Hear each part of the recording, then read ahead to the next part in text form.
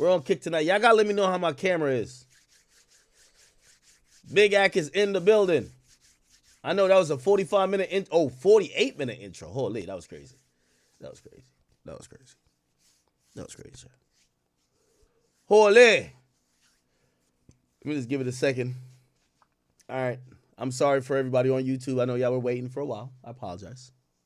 We're getting a little bit belligerent. Y'all got to get over to Kick and Rumble, man.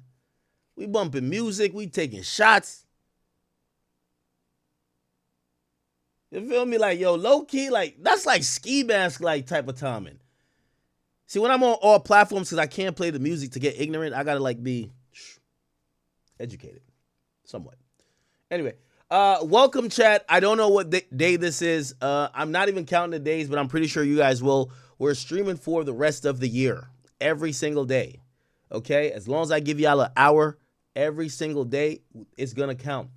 And I told y'all, if I don't complete my 30 of 30, which means 30 days consecutively streaming, for all the platforms I stream on, I owe all of y'all $5,000. So that would be the Academy, King Academics, Rumble, and Kick. That's already 20 grand. And then we stream on 2 meta channels. So I guess that's 30. I don't know. But yeah, we stream on 6 platforms if you don't know. So is it day 3? It's all good. Like, we're streaming for the rest of the year. It's all good. T-Vel, thank you. Thank you for the 20. He says, Ack. Oh, shit. Oh, my boy with a quick donation. I'm here with it. If you guys have a topic you want to suggest for me to talk about, because, again, I have limited topics. We're also, because we're streaming every day, you know, rap kind of shuts down, but we're going to find shit to talk about. So if you want me to talk about something, could be within hip-hop or outside of hip-hop, you can say it in the chat, obviously. That would be for free. But if you definitely want me to see it, just send in a donation. I'll be able to see it somehow, all right? Give me a second. Read my man donation. Miguel, thank you for becoming a member. All right, let me see what my boy say. Here we go. Oh, thank you. He says, Ack, I'm sick of these lames. He says, R Block and K Block need to slide on YouTube. Wait, what you mean? And then T-Vel was like, he says, come to R Block real quick. It's a movie. Wait, y'all had a movie? Oh, nah. Let me wait. I didn't have Rumble chat open. I'm sorry, Rumble. I ain't gonna lie. Rumble is low-key. I feel like Rumble, I got the big dogs over there. Like, there's a lot of big dogs over Rumble. That's what I see. Kick, I got a lot of turnt people. And I think YouTube, whether it's King Academics or the Academy, we got a lot of motion. It's all good. Hey, chat. I'm very honored and welcome to day 3 of, let's not even say 30 because we're streaming to the end of the year. By the way, Tino Real Deal. Thank you for the $1. He says, Big Ack, crash out. You're the GOAT. Thank you, brother. Okay. I do have a show for you guys, no matter what. I got some topics here, and we're going to get to it quickly. You know how I forgot that there was like this important message that, you know, I played YoungBoy's song yesterday, and I'm going to give you some more context in a little bit. But I'll tell you what I have on my topic list, and this is what I want to get through before we get off tonight, okay? I think tonight is probably going to be, we did a 50-minute intro, so you guys should be in for at least 4 more hours. So everybody just order your food, you know what I mean? Have your girl give you some head or do some other shit. We're here for 4 hours, all right? We got YB responding to 6ix9ine, 50, Diddy. Obviously, 50's now promoting the documentary that's coming out soon, which is a Diddy documentary. He's talking about that. We got some reaction clips to some, you know, viral stuff. Like, for example, like a barber, like a nigga crashed out on his barber, shit like that. Couple things with the game, couple things with Blueface, Lotto's long lost sister. We're kind of prepping what would be our 2025 wrap up. Also, you know, kind of me looking along the space and kind of like, you know, analyzing what's the new meta. Klay Thompson, Blueface saying that, you know what I mean, when Meg got shot, he showed up to try to nurse her wounds, and he accidentally got some head. That's crazy. That's crazy. That's crazy. Yak Gotti and, yo, Atlanta's still in shambles. You know what I mean? Yak Gotti apologizing to niggas. He's shouting out. They don't know what's going on in Atlanta. Atlanta, Yo, we need like a real gangster to guide the Atlanta guys who are now lost. I ain't gonna lie to you. Anyway, we'll get to it, but any topics I didn't mention along the way, you guys could definitely add. Okay, we're doing daily streams, so what that means is that we might go outside the realm of hip hop. We might get into politics, sports. We might even get into. I try not to get into some of the more gossipy things, but shit, I'm hoping I'm not here talking about baddies at a point. Now, I will say this, chat. Don't judge me and tell me if it's looking weird. I'll take it off. Listen, you know what I mean? I've been, self-care is important. So if y'all see, like, I'm now on some Playboy Cardi shit, you know what I mean? These are like pimple. Don't ask me. This is not, so just tell me if it's distracting you. I'll take them off. But it's like some stars, but it's like a pimple patch. I don't know what the fuck, but you know what I mean? I've been trying to indulge in some self-care things, and just tell me if it looks a little gay. If it looks gay, be like, yo, bro, I don't want to see you with that shit on. Take it off. It's all good. All right. So just letting you know, I'm now on some Playboy Cardi or some other shit. I think I had a pimple here. I got my hair done today. Pimple here and pimple here, and anyway.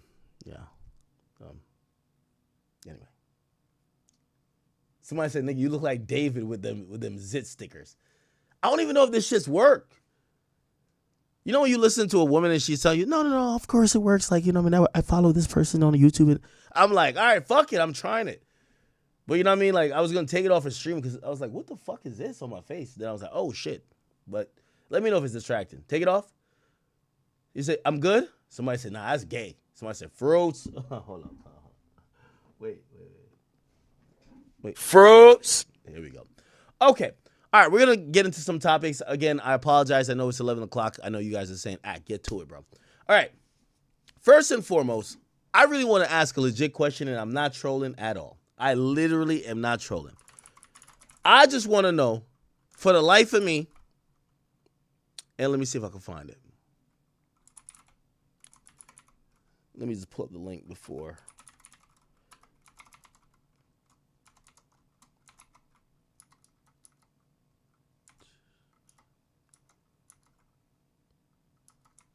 Oh my God. If this works, oh my God, I'm really good at this shit. I ain't gonna lie, I'm kind of lit, but my typing skills is pretty good. So I had to type in a whole link. Anyway, yo, chat, I'm gonna keep it a beat with you. Yo, Lil Baby, bro. Lil Baby. Le Bebe. Yo, Lil Baby, I understand you making a lot of like simp and trick music, but bro, you're one of the most lit niggas in hip hop. Could you please stop purchasing pussy? Like, on some real shit, bro. Like, this is getting out of hand now, bro. And I'm pretty sure some of these women are lying on you, right? Like, there was a chick that claimed that you paid $16,000 for pussy. Like, the bitch looked like, bro, nigga, she looked like the Michelin Man. The bitch looked bloated. Like, she was like a washed up porn star. I was like, ain't no way. The position where Lil Baby is in, the baddest and most attractive women of our time should be throwing their box at him. The mere fact that he's like, purchasing vagina sounds ridiculous to me. Now I get it. His thing ever since Fonnie Willis has gotten him a little shook. He's now kind of doing a little bit more of like he's doing trick rap. Like, oh yeah, I'll buy you this, I'll buy you this. Remember we went down, like there was a chick who exposed him. He was trying to fuck her and she says, if you want to fuck me, you gotta buy me a Rolls Royce. The black badge, the limited edition. We looked up the price, it was $600,000. I'm like, what the fuck? I'm like, yo, you must have a reputation if women are comfortable with telling you for you to fuck them, you need to spend $600,000. That's a mortgage. You get what I'm saying? My thing is this. He's incredibly popular. He's a dude who's outside. He's, again, this is how men judge other men. You don't seem like a lame-ass nigga, respectively. I have no idea why every time when it comes to purchasing vagina, Lil Baby's name, and I get it. Some of y'all might be like, how are you surprised? His music is basically advertising him spending money and purchasing shit for basically prostitutes. So maybe I guess you could say that, but it's still boggling my mind that one of the most prolific rappers of our time, every 28 days gets exposed by some botched BBL bandit for literally purchasing punani. It's crazy. Now, this is a OnlyFans chick who is exposing him again, except I want you to watch the end of the video. Because she's, I guess Lil Baby's trying to purchase a video or whatever, you're going to hear or whatever. And she's sitting with the YN, and the YN is filming the whole thing. The YN pans down to him and his gun, which almost tells me and screams to me that might have been a back door. But anyway, again, I want y'all to know I'm not picking on Lil Baby. I don't have an issue with him. But he is the only rapper of his caliber that's consistently getting exposed for fucking with women who seemingly are selling vagina. And it's not even like discreet vagina selling. It's like Mariah Mills' dusty, like ant-built, botched BBL bitches. So anyway, this is what Shorty recorded. Check this out, chat. Where you at?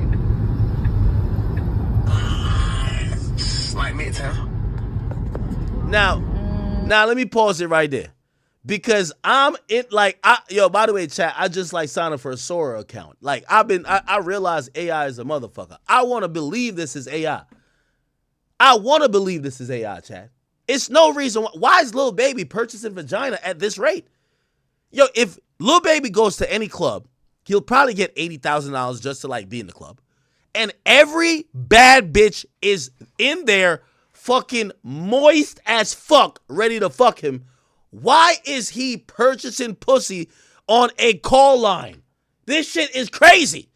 This is some Zion Williamson activity. What's going on, y'all? Now, once I was trying to give him the benefit. I'm like, nah, niggas trying to fake Baby's voice. But as soon as I heard his voice, I'm like, oh, that's Baby. Look. Wait. Like Midtown. Once he said that, like Midtown Twin, like it felt like he was about to say twin after. That's him. God damn it. All right, I'm gonna see what I'm gonna be doing in a little minute. But I ain't never got no pictures and video though.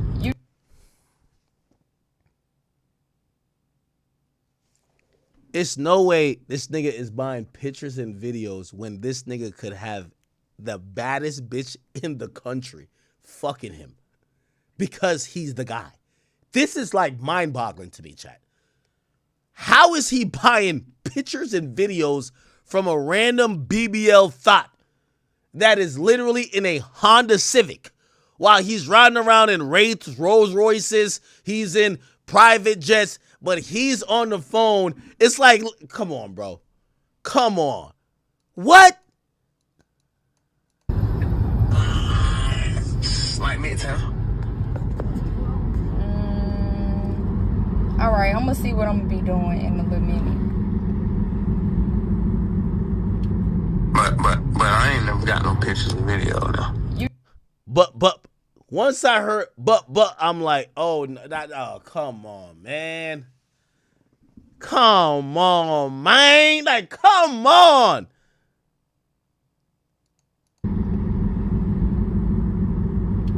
But I ain't never got no pictures and video though. But I ain't never got no pictures and video though. Yo, I want to reserve the right for Baby to come out and say that whole shit is cap. That's not me on this audio. This is not true. Lil Baby's buying pictures and videos when he could have it in real life. Probably. Yo, I looked up the girl. I'm going to see if I can find her. Yo, chat, y'all would even want to fuck her for free. But I ain't never got no pictures and video though. You did. You want me to send you? Yo, I ain't gonna lie to you. In the last 3 years, rappers have done the most amazing act I've ever seen.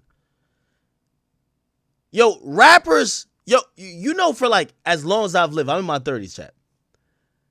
Rappers were the cool guys. you wanted to be the rapper. The rappers represented the street dudes, the cool dudes. They represented the in crowd. I'm not going to lie. In the last 3 years, all the street rappers are snitching. All the niggas you thought was cool, you're realizing there might be a little bit. Chat. These rappers now, and I think it might just be the internet, you're starting to realize, like, yo, these niggas are like Neon. Like, they're the same person. Like, and there's no shots to Neon. It's like, I think now the streamers are just as cool, if not cooler, than the rappers. But I ain't never got no pictures and video now. You did. You want me to send you a screenshot? Please. All right. This got to be a lie. Please. No way. Never got no pictures and video now. You did. You want me to send you a screenshot? Please. All right. All right, we're going to see. All you gotta do is All right. let's send me a screenshot though. Okay. Screenshot, then let me know. All right. All you gotta do is Now, this is the most egregious part of it all, chat. Remember, she's in the car with the YN that's fucking for free. While she's trying to sell Lil Baby, supposedly pictures and videos or whatever for some high price shit. Now, watch this as the video is ending. And by the way, I'm open and I will apologize if this video is completely fake because even though they're kind of recording, I can't. It sounds like Lil Baby. I'm going to be honest. Like, I don't want to make people think I'm not, just random. It sounds like Lil Baby. But maybe say I. Like, I want to believe this is fake because it seems so desperate. And it kills the narrative that your favorite rapper is that nigga when he's thirsting for a bitch that you wouldn't even fuck. It's crazy. Alright. let's send me a screenshot though. Okay. The voice sounds similar, so I'm kind of like, I'm giving some outs here. Screenshot, then let me know. So now, this is the YN filming who's trying to get like the video shit. Watch this, and this told me all I need to know. Alright. To start outperforming. Chat, the YN moves the camera over to him where he's in the passenger seat. Guess what's right next to him, chat? He right next to his handy dandy Draco. Come on, man. This is the backdoor waiting to happen. He got his girl that he fucking for free that's talking to Baby who's probably paying $10,000 for pictures and videos or whatever. And then he's filming the shit. And then afterwards, he's filming. He not only films the conversation, he pans over to his gun. So if Baby had dropped the location on some for real shit, you don't think that this shit's gonna turn into a robbery? Come on, gang. Come on, man. Come on, man. And we wonder why some of these rappers get in situations. And I'm not saying it's not only rappers because I ain't gonna lie. We're all men. And we're all weak for the flesh. That's a fact. So I'm not gonna act like no. We're all men. And to be honest, I think, niggas like in Baby's mind, this chick is bad. So she's down the link. So Baby like, yo, I'm Midtown. And she's like, all right, bet. Yo, I'm about to pull up on you. Send the addy, drop the low. Baby's probably thinking, let me go get the honey pack. Yo, he probably thinking his shit gonna be hard. His shit gonna be hard as a Rubik's Cube. He think he about to get some pussy. The motherfucking YN is like, all right, bet. This nigga be rapping about he got all this money. I'm going to act like you're going in, but I'm going to go in. I'm going to rob this nigga. I'm going to assume that that's not... Man, I don't know, man. This shit just look weird. Start outperforming. Where you at?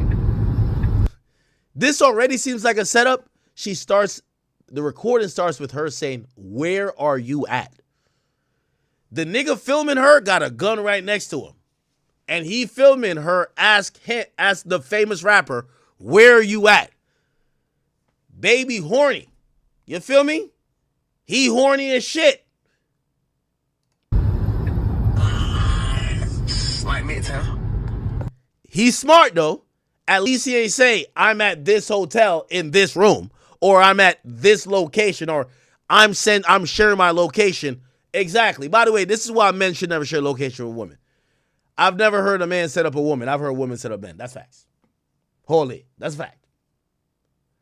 But, again, he's smart enough to not give the location, But because his dick is doing all the thinking, he does give the general area. I'm in Midtown. All right. That is the thoughts of a setup thing. She's trying to figure out how she could still do the back door. All right, I'm going to see what I'm going to be doing in a little minute. I'm going to see what I'm going to be doing in a little minute. You know what she mean? Yo, I'm going to see if my YN with me could come rob you by himself, or we need to call more YNs and we all pull up and rob you because we got to get all that money. But I ain't never got no pictures and video now. Now, I don't know if Baby's like in some weird city where he's just trying to purchase some punani. All I'm saying, yo, Lil Baby, let me tell you how all the stars work. You have Instagram, right? You might not be the smartest, but I'm going to tell you how to not have to pay a bunch of setup escorts. Just drop the you get to the town, you're famous, my nigga. You got like 20 million followers. You just put the black screen with the fucking location. I'm in Cleveland, Ohio. The biggest whores in town is going to hit you up. Like, I'm telling you, this is facts. Whatever you're doing here, I don't know if you ordered these pussy off of an app. Don't do it no more, bro. This is how you get set up, bro. This is how you get set up.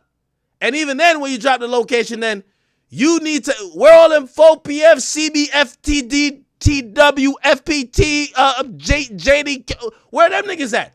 You too famous to even have this conversation. Yo, you think Drake talking to the scallywags? Yo, Chubbs, talk to him. Drake ain't talking to these hoes.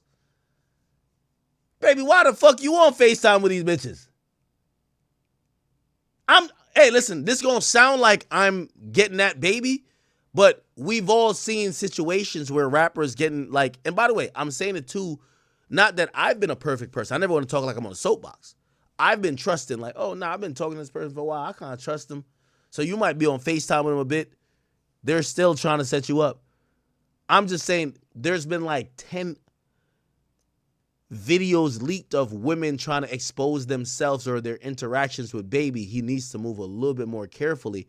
Now, when you see a video where a woman is with a YN in a car, you're probably in their city, they got a gun right next to them, and they're asking you where you're at. You think they're trying to come through and fuck. That might be putting you in a compromising position. I'm just saying, I'm not a street dude. I just think that's general advice. Also, here's the thing. I think some people's mentality is, oh, they pay for the pussy, that they avoid the other stuff. Well, when you're a guy who, even if you're going to pay her, I don't know, $2,000 to fuck, you rap that you're a millionaire. She's going to have her YN rob you for $100,000. Fuck the $2,000 that you was going to pay her to fuck. So she going to link up with you. Yeah, you're going to pay her $2,000 to fuck. Her YN take your chain, your watch. Shit, that nigga might even shoot you. Because in reality, the $100,000 that they could get from robbing you is way more and more profitable than the $2,000 that you were gonna pay to fuck. You did. You want me to send you the screenshot? Please. All right, we're gonna see. All you gotta do is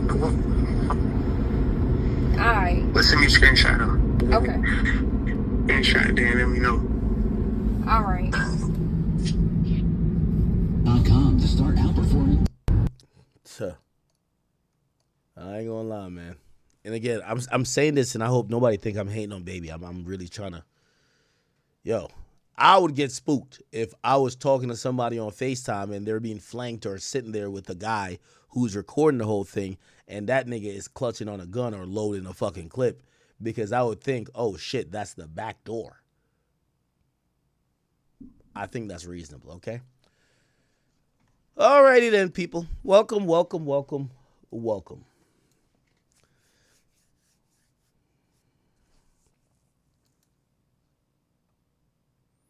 Make sure everybody's good. Oh, where I got this hat from?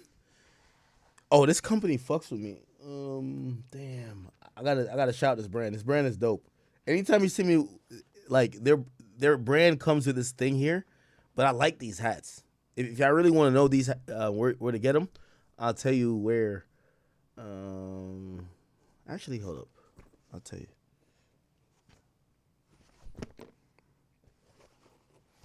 It's a company out of LA. What is this? It's called Cap City. So look up Cap City. Just tell them Big Axe sent you. But yeah, I like these hats. They sent it to me for free. They watch the stream. And they're like, can we get an address? They sent me some stuff. I was like, this shit's fire. So that's why you see most of my hats have this on it. I think people take these off. I don't know if they're weird taking it off. But they send me all these hats, and I really like them. I'm not going to lie. All right. Cool. Let's get to, hey, why didn't y'all tell me that in the song that we played by NBA Youngboy, he actually responded to 6ix9ine. Wow, I didn't know this. Okay. Here's a response. You want to hear it? So NBA Youngboy responds to 6ix9ine saying he doesn't own any of his music. Here we go. The hottest rapper right now is NBA Youngboy. They own all his music. Atlantic. If I'm lying, I'm flying. The hottest rapper right now is NBA Youngboy. They own all his music. Atlantic. If I'm lying, I'm flying. And he's right here. That's another 70 tickets. Nigga, I don't fuck with y'all. Boy, I get my whole percentage. What the fuck you talking about? This is definitely a 6ix9ine response. It's not a diss. It's just a response to him. And I actually forgot to mention, yeah, YB reached out to me after that stream. And YB was just like, yo, I love you, man. But yo, you can't let these motherfuckers play with my name when it comes to I own all my shit now. And that's been his thing. Obviously he's been through a plight when it comes to like Atlantic Records, but the record deal that he's in now and any record deal you'll see Youngboy sign is a lot of ownership for him. He's not doing nothing that don't include ownership. And I think, when 6ix9ine went on his rant, he was almost kind of putting it across like Youngboy is this guy that just doesn't own none of his shit. And I think the key thing, and YB hit me because me and YB have talked contracts. We've talked, deals and shit like that. The reason why YB is in the place where he's in his career is because he valued ownership over money. Like we've had the conversation where he told me, yo, I've turned down millions, but because I want to own my shit. So I see why he's responding, and I see why he's clearing it up. I'll say unequivocally on the record, especially YB's new deal, and by the way, allegedly might be expiring soon. So let's see who gets the bid on getting YB, because I think he's at the hottest he's ever been now. So the money got to even go even further up. The latest deal that he signed that's been in existence for the last couple of years, he owns his shit. That's a fact. He was very big on ownership. I know he's a crash out. He's a street nigga. He'll slap you up. He'll shoot at you. He'll do this. He'll do that. But that boy ain't that dumb. And he know that when he was signed to Atlantic Records, he dropped 22 projects and he was only contracted to do like 5 or 6. He dropped 22. So he knows how a label could try to take advantage of you and try to play in a way where their ownership or whatever the case is to try to get the better of a situation or own most of what they think people are going to stream. Youngboy, after that situation, and I'm telling you this is a fact. I'm not telling you this because this is, and by the way, I probably should have said it then, but, me and him, we had a conversation about it. But, a lot of times, sometimes we have a conversation. I think he often is like, you got to let the people know, like, tell them that. Yeah, he ain't trying to get online and clear everything up to y'all. So him mentioning the song, I was like, oh, shit, I forgot he did tell me that. Yeah. For all them records, especially since he been at Capitol, he own all the shit. That's a fact. He own the shit. Obviously, we remember if you've been a Youngboy fan for a while, you could probably remember some of the early Atlantic stuff where there's some turmoil. But let's be clear. He got the leverage he needed. He got out of the deal with Atlantic. And he'll never, ever be in a deal where he doesn't own the entirety of his music anymore. And the point is, he's owned all this shit. I think it's been like at least 3 or 4 years now. He's owned all this shit. So, that's something where, you would never know. There's no labels putting out fucking PSAs on what contractually it is. But the reason why YoungBoy is in probably one of the best positions now is that he walked away from millions of dollars and he picked ownership. That's a fact. You know, he walked away from millions of dollars to pick ownership. Why? Because he knew that not only does he bank on himself, like, and Future does this too, to say my best work is ahead of me. He uses a leverage of where he's at to say, you're not going to give me, because the labels will come to you and be like, hey, here's $5 more million. Don't worry about the ownership. Take $5 million up front. You know what you could buy with $5 million? Oh, 5 doesn't work? We'll give you 8. Take $8 million. Come on. You could go balling with that. Go buy some shit. More jewelry, more this. YoungBoy's kind of infinitely rich right now. You know what I mean? YoungBoy was having a conversation with labels that many artists, and I think few artists could ever say they're having. When YoungBoy went to the negotiation table with Atlantic, it was not about what you could pay him. It was about ownership. And not only ownership of his future work, because he was going to own that, because he wouldn't do a deal if he was going to own that. It was more about, if I'm going to do a deal with y'all, my past work, y'all got to give it to me. It's not about what you could pay him. Now, record labels, that's not their business model.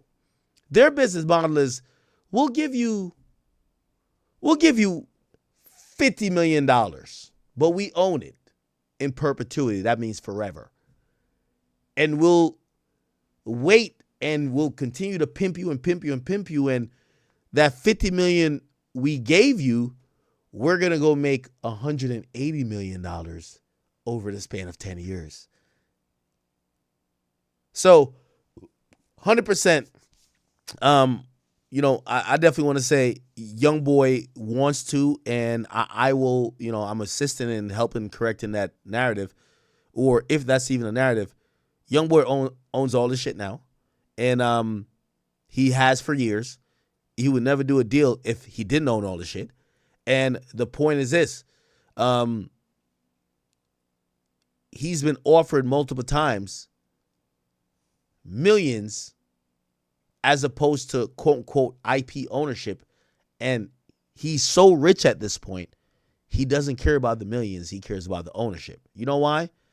That boy got 14 or I don't know how many kids. So let me not misquote him or misquote what he got going on. But you see all them kids, and again, he didn't tell me this, but when you own your shit and you got 14, 15 kids, you know what's going to feed them later on? The fact that you own your shit.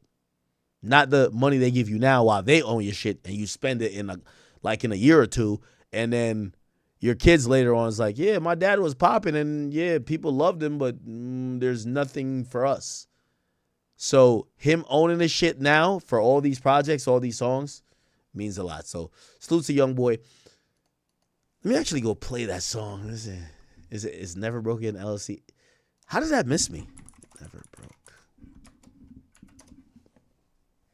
Here we go. Did they ingest it yet? Oh, they still didn't ingest it. We could play it. 6ix9ine clip.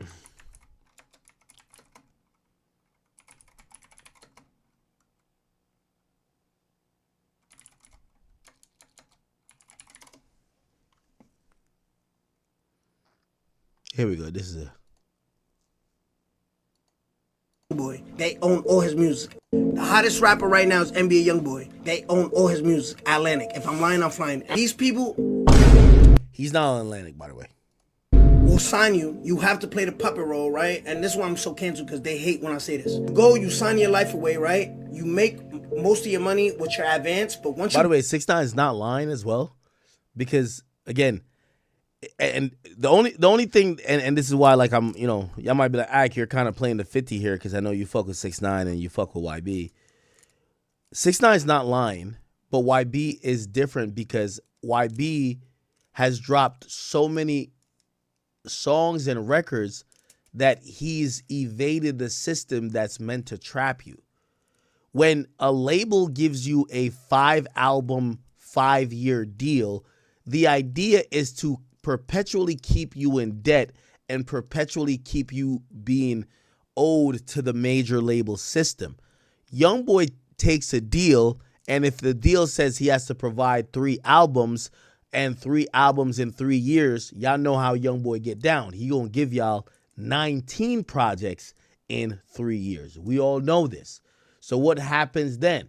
Well, he almost takes back the leverage because his fan base doesn't punish him for dropping too much. They love him for dropping too much.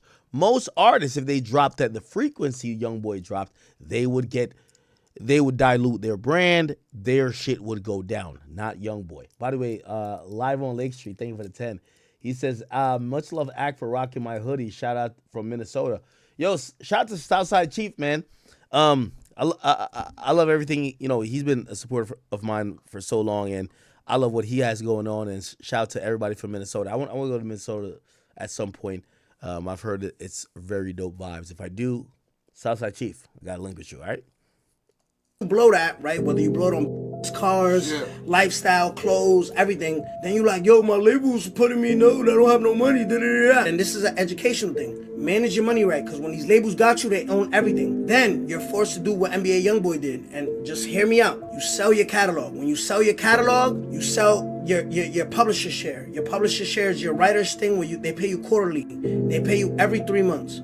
You get a check for your writers, sound exchange, a BMI, whether you're with BMI or ASCAP, right?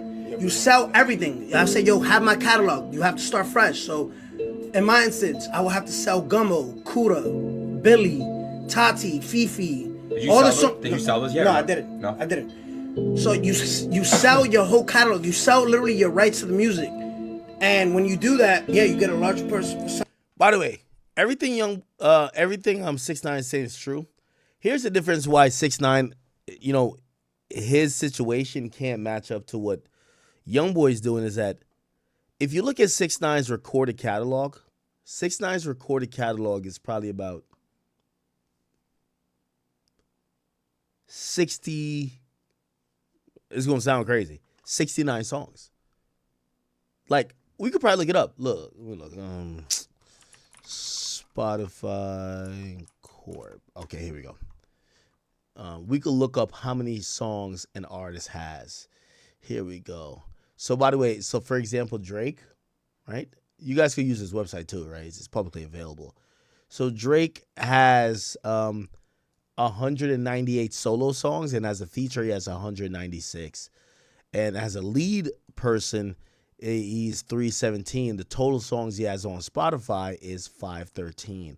So let's just go to like 6ix9ine, right? Oh my God, how do I fucking navigate artists? Here we go. So we're gonna try to find 6ix9ine if he's even on this list. Oh my God, we can't. All right, let's go to NBA YoungBoy. No, Well, I need to show 6ix9ine first.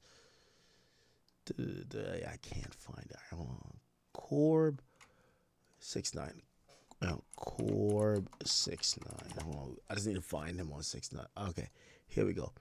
All right, so this is 6ix9ine on this thing that kind of like, it gets it from the API of like Spotify and obviously YouTube if you want to go there. So 6ix9ine, all time, right? All time, has 98 songs on Spotify. 98, okay? He has almost 8 billion streams, okay? Daily, he's doing 2 million streams. So 98 songs, 8 billion streams. Let's go to NBA YoungBoy. NBA YoungBoy. Corp. Here we go. NBA YoungBoy. So 98 compared to 761. YoungBoy has 761 songs. 6ix9ine has 98. Okay? NBA YoungBoy has 17 billion streams. And I'm gonna be honest, like, you know, obviously song like per song average, like, you know, 6ix9ine isn't that bad. That's why 6ix9ine is actually a phenomenon, because from 98 songs he has 8 billion streams, and from like 10 times as much, right, 761, YoungBoy has 17 billion, and he's doing 10 million a day. Why do I say that? I say that because the more songs you release is the more songs you're going to be able to argue or use as leverage versus your label. Say, I'm getting out of my situations. 6ix9ine, like if 6ix9ine signed for 4 albums, usually they're going to consider an album 10 to 12 songs. So let's say 12 songs. 4 albums. 4 times 12, what is that? 48, right? Now, granted,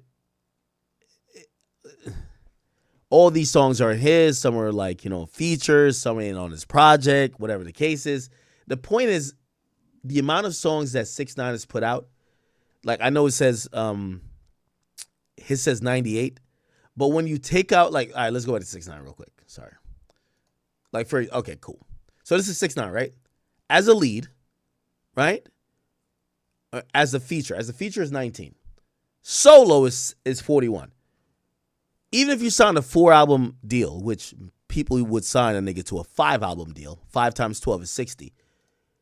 It kind of shows that the amount of songs 6ix9ine has put out probably barely quantifies. And he's been out since 2017 to fulfill 1 record contract. So 1 record contract is going to probably require you to have at least 60 songs as a lead, but you do Lucy's and stuff. So let's do an inflation of plus 20. 60 plus 20 is 80. As a lead, it basically says that 6ix9ine would probably just now, since he's been signed since 2017, obviously they've done re-ups and shit like that. Why? He has leverage. He's way more hotter. He's getting out of jail. So, if to get him the drop, you're going to give him a new deal. But if he was on his original deal, right? Remember, 60 songs, that's like 5 albums. And we're saying 5 albums mean 12 songs per album. That's 5 albums, 60, right? Really, everybody does like 15. So if we do 15, it probably is better. Let me see. 15 times 5, what's that? I'll do it right here. I'll just do it right here. 15 times 5. It's 75, right? That's about the average of what albums are at 15 times 5. The point is this. As a lead, it says that 6ix9ine, over the span of 8 years, has barely completed 1 record contract, which is your first record contract. That's your rookie contract. Most artists come in on a rookie contract of 5 albums. His whole career, because you gotta look at a lead, not these other like features and shit. He's barely completed songs for his rookie contract. This is why it differs when he's talking about YoungBoy, and I hope you get what I'm trying to say. YoungBoy, let me go to NBA YoungBoy Corp. NBA YoungBoy signed, I believe, a 4 or 5 album deal with Atlantic back in what year was that? Oh fuck, I can't remember. Was it 2017? I can't remember the year. I'm sorry. So I'm tripped out. He's dropped, let's just look at it as a lead because I'm trying to keep it fair. 600 songs. So 6ix9ine dropped 70 songs. He dropped 600. So remember I told you around 6ix9ine's output, you completed 1 contract. With NBA YoungBoy's output, you completed 10 contracts. If we're just thinking about the average amount. So this is why YoungBoy's situation is not like 6ix9ine's situation. Because YoungBoy's situation, he's dropped so much music that, yes, they're not going to let him out of a contract for free or like end it early because he's dropping a lot, but he gets more leverage. And the leverage he gets, 6ix9ine wouldn't see. You get what I'm saying? It's not, here's the thing. Theoretically, if you drop 10 times the amount of music as someone like 6ix9ine, you're irrelevant and you're just spamming. YoungBoy is dropping 600 records and he's lit. He's more lit than everybody. So theoretically, his leverage is way more than what 6ix9ine would ever have. I hope you guys understand that point. Okay? 6ix9ine as a lead, 79. YoungBoy as a lead, 610. It's almost 10 times the output. That matters. So when 6ix9ine is talking about YoungBoy and saying, oh, he's probably getting fucked, this and third. Yes, at some point in his career, very early on, yes, 6ix9ine, YoungBoy probably, there's probably difficulties. But he's dropped so much records that he's gotten the leverage in his hands. 6ix9ine hasn't dropped that amount of records to blatantly either recoup or consistently outperform what the record deal asks of you, that you get to say what you want from them. A BMI, whether you're right, you make most of your money with your advance, but once you blow that, right, whether you blow it on cars, lifestyle, clothes, everything, then you like, yo, my label's putting me no, I don't have no money, and this is an educational thing. Manage your money right, because when these labels got you, they own everything. Then you're forced to do what NBA YoungBoy did, and just hear me out. You sell your catalog. When you sell your catalog, you sell your Now, I also want to correct that. YoungBoy sold his catalog. Bieber sold his catalog. Did Travis sell his catalog? No. Future sold his catalog. There were basically hedge fund companies offering, I believe, I forgot what the number was. It wasn't 7X. It was some multiplier for what these guys would make in 10 years. And they were given, not 10 years, maybe I think it was 5 or 6. And they were given these multipliers. Future got 70 million from that. YoungBoy got 40 million from selling some of what he had.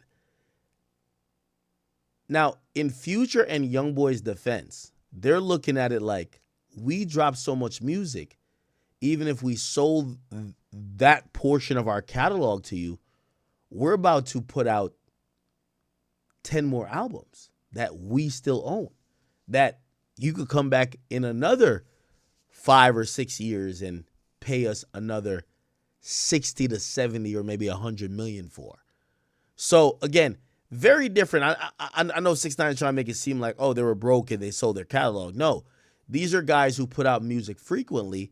So them leveraging a catalog for sale when there is a market based on these hedge fund companies who are trying to buy up hip hop, are trying to offer the bag, is not because they were forced to, it's because it was good business.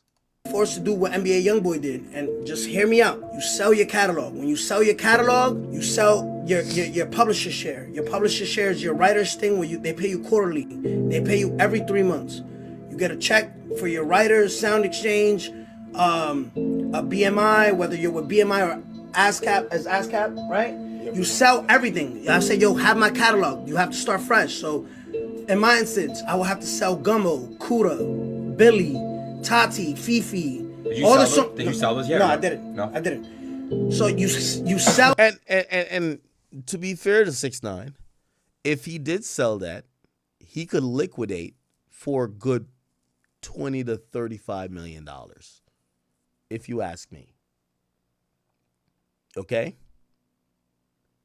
He didn't do it, but he has the option of it. Now, I don't think those same companies that were offering the bag are still doing that. So if he was desperate to sell it now, it wouldn't be 35 mil. I think he probably could sell for 15. And again, it's just about what the market is. If the market is, oh, we're trying to buy up all these people's shit, you get to raise the price on them. But right now, the company still exists. They're not eagerly trying to buy everybody's catalog. I'll say that. Sell your whole catalog. You sell literally your rights to the music.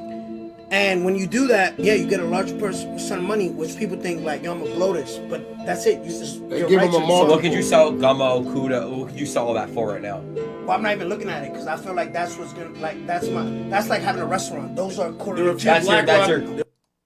Yeah. Yeah. So, I want to be clear. I don't think 6ix9ine was trying to diss YoungBoy, but he was talking about just how predatory the major label systems are, and he's been pretty much admitting and accepting that it's kind of got him in a bind. But yeah, they've done their number on YoungBoy as well, right? So yeah, so it looks like that's what YoungBoy was responding to with this. Boy, I get my whole percentage. What the fuck you talking about? Nigga, I'm a gangster in the tickets. Yeah, nigga, you know I'm ready for the block. And I want to tell people something about the genius of YoungBoy. And I feel like sometimes when I say this, I'm like, they always say don't bring you don't want to show the person eating at the restaurant what's really going on in the kitchen, right? Because the food gonna taste different. But what I'm trying to tell y'all is this. Like, for example, YoungBoy puts his song out. I know how the industry works, and I know how YouTube works. YoungBoy just literally posted this. The label hasn't properly ingested it. What ingestment means is that it's now a song.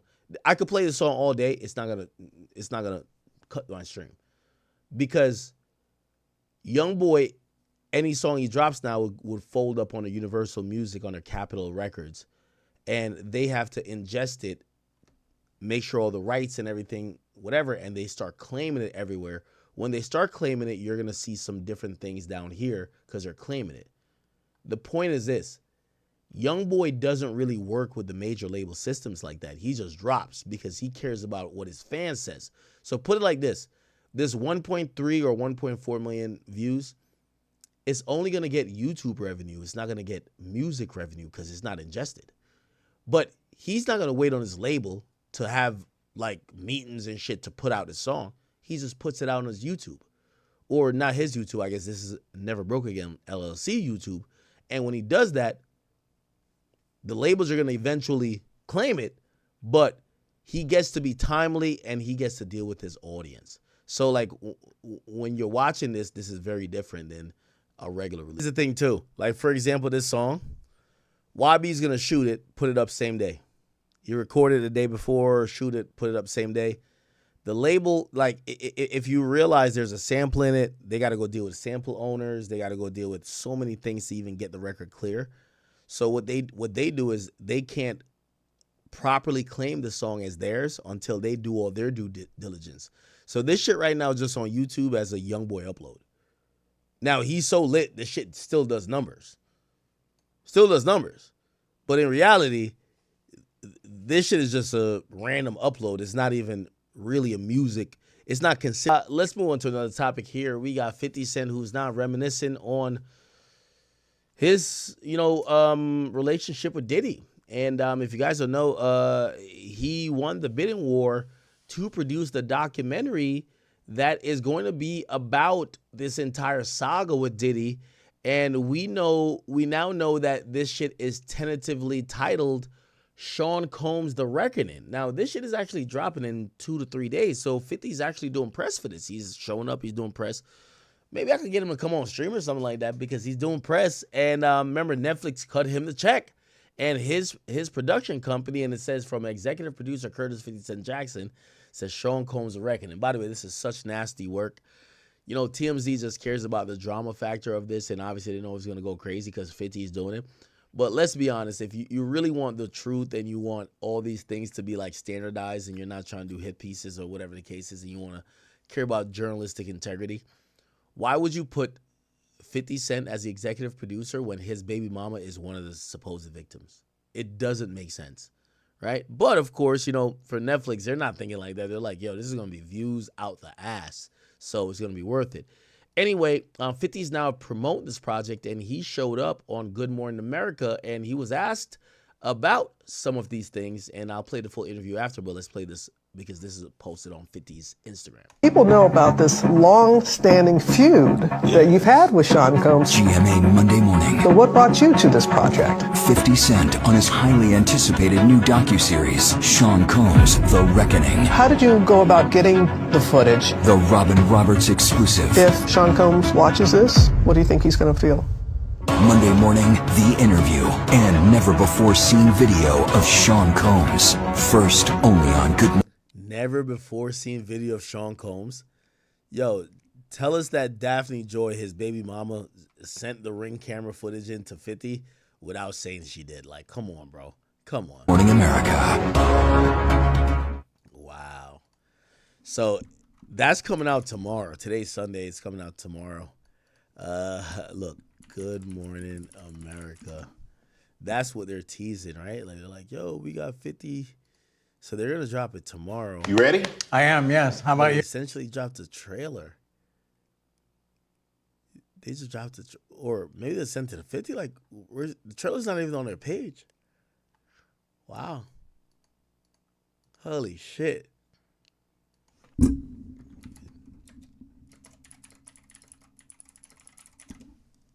They don't have a way you could see it earlier.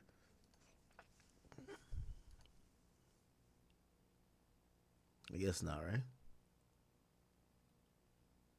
Wait, let's see. Is there any truth to any of that? No, there's no truth to that. Okay. Would I do a thing like that? I don't know. Honey, y'all here for 50 Cent talking about this documentary that he did on Diddy? Well, he's doing an interview with Good Morning America tomorrow, and he's going to be talking about the documentary in this video that nobody's seen before that he's going to have in the documentary. The documentary airs on Netflix December the 2nd. Oh, and we are going to be here to talk about it all. Let me go to sleep right now if I can just wake up and it be tomorrow morning, because I'm going to love to hear what he got to say about this documentary called The Reckoning, baby. Yeah, that's going to be the thing. So I would guess he's kicking his back in, but apparently he's dropping tomorrow. Remember, tomorrow is tomorrow the 1st of December? It is. Tomorrow's the 1st of December, which means the documentary drops on Tuesday. So I would imagine whatever is going to drop in the morning is going to be highly explosive with him trying to premiere some videos that makes Diddy look incredibly even worse. Now, it's kind of like nasty work a bit. Obviously, Diddy was piping out his baby mama, and, he has an incentive to kind of like not, make Diddy look the best. But I do believe that Diddy has started to gain the sympathy of people after they realized he was not convicted of sex trafficking. He wasn't convicted of any RICO, allegations. He was convicted of just purchasing pussy. And we just talked about Lil Baby, and there's a lot of these rappers, they buy vaginas. So it's like, I don't think people really look at Diddy like some super monster. Obviously, they heard certain stuff, and they obviously seen a video that wasn't good with him and Cassie. But I do believe people have been coming around on this whole Diddy thing, and maybe saying, if he's come back to society and he shows that he's trying to change, or he's willing to like stand for something that could change, we're not gonna just hate him or like boycott him. And I think 50 with this documentary is trying to remind people like, yo, Diddy's the worst thing ever. We could never forgive him. He's trash, and he should be in jail longer. It's almost like, I don't know if they had two cracks at the apple with like Surviving R. Kelly, but like he's trying to do a Surviving R. Kelly with Diddy, which means if you had any decent or good memories of him, we're going to put some shit out to make sure you really don't fuck with him. Right?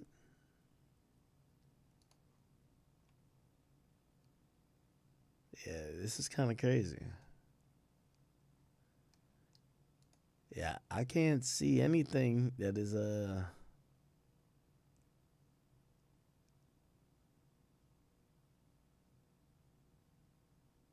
yeah. We got to assume 50's going to drop a bombshell in the morning. We're going to figure out what will that be, chat. What will that be? We'll see. Chad, have y'all seen this? A lot of people are playing this clip right here, man. This is like an insane video. One in the chat, if you take your haircuts very seriously, there's a viral video going around where someone is crashing out over his haircut. And I want to play this whole thing right here. Let me give y'all the full context. So it says there's a man who pulls a gun after an argument about his hairline.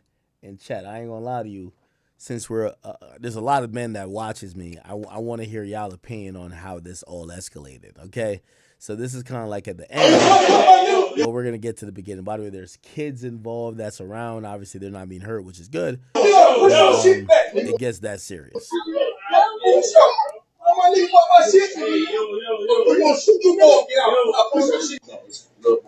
So here we go.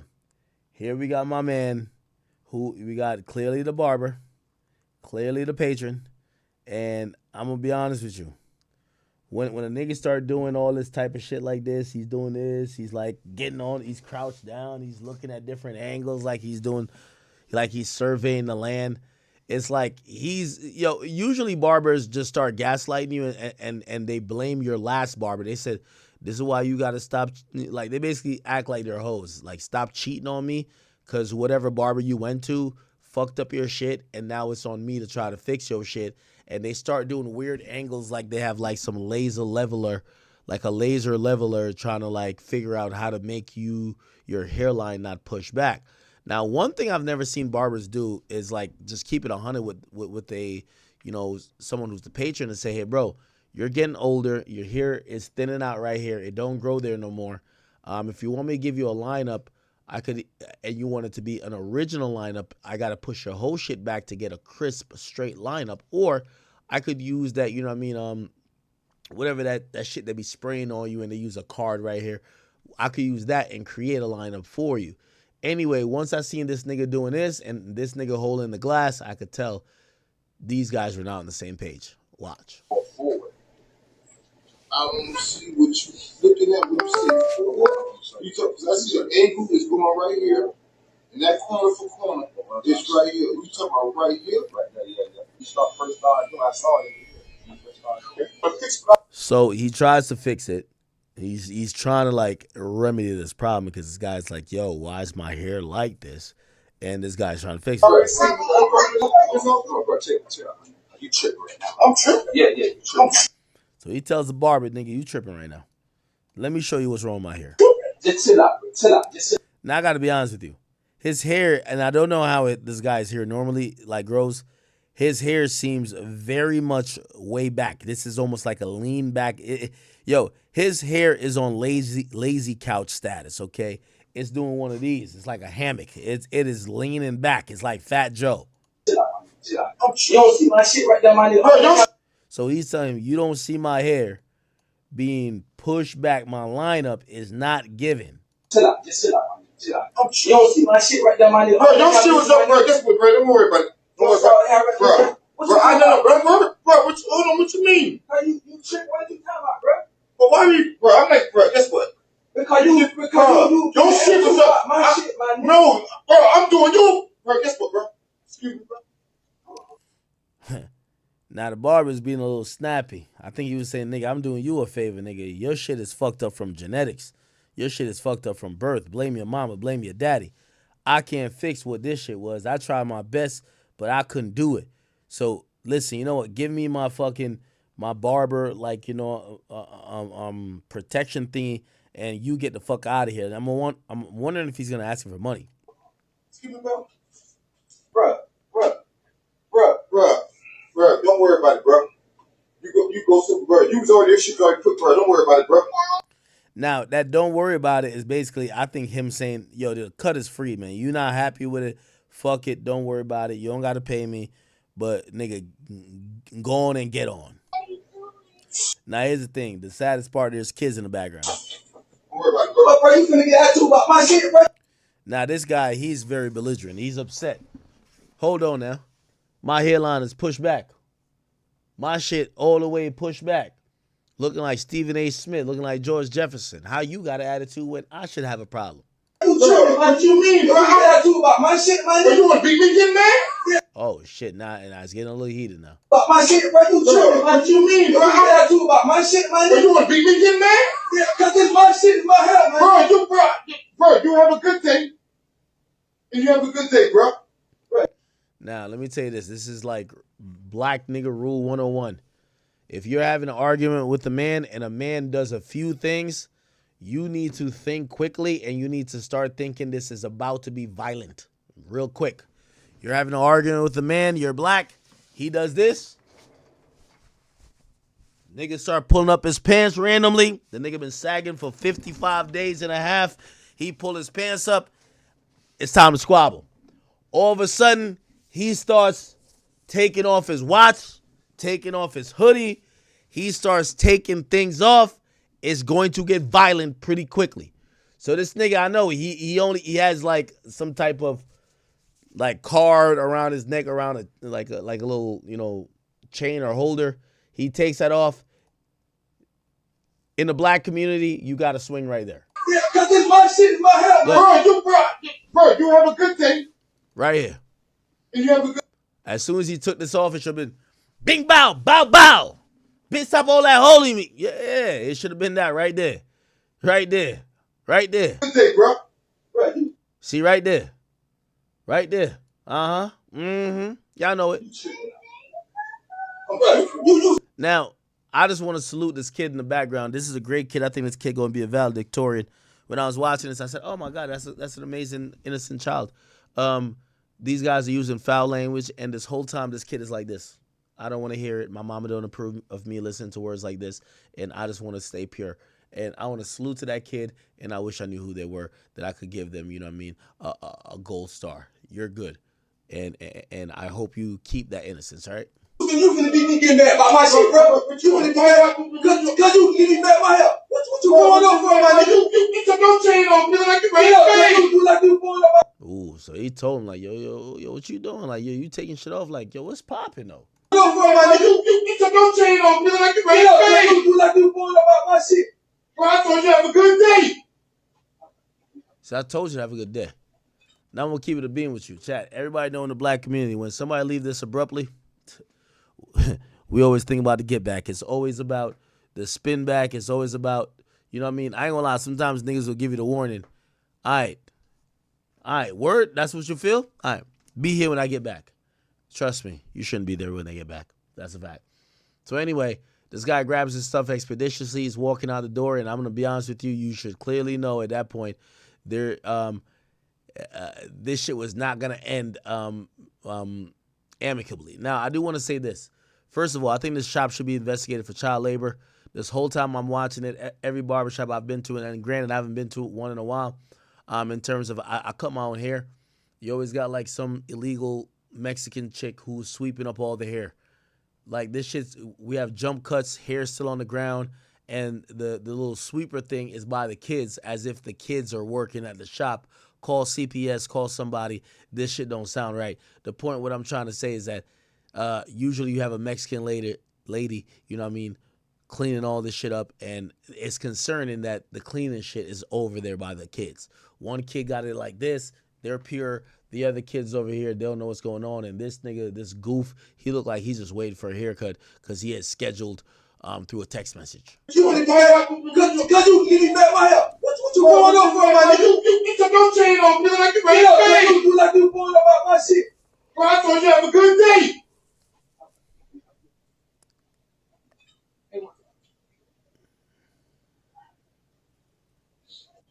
Hey, bro. Now, here's the thing.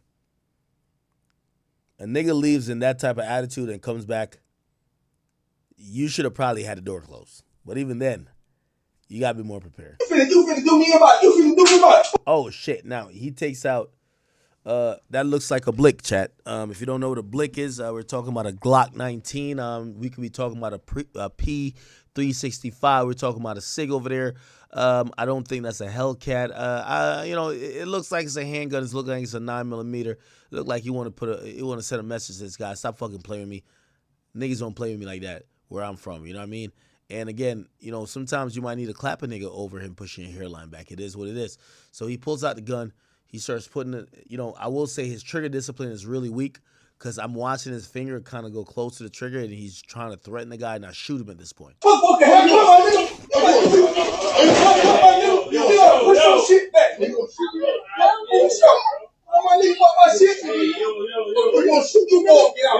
Now, this guy that jumps in the frame right here, this black guy right here, he ain't security, chat. He just had a date that night. He's trying to get some pussy. And he's trying to think, yo, you killed my barber today. I can't meet up with the bitch I'm trying to fuck tonight and have a crisp lineup. If you're going to kill my barber, kill him tomorrow. Yeah, he don't really care about the barber. He just want to make sure that his barber is going to be able to hit him with a dope-ass cut that he could go fuck his bitch for the night. So he's over here like, hold on, before you kill that nigga, man, I had an appointment for 2 weeks because I knew this bitch. I met her on Tinder, and I was just trying to get the pussy, so stop playing with me. Push your shit back, nigga. Push your shit back, nigga.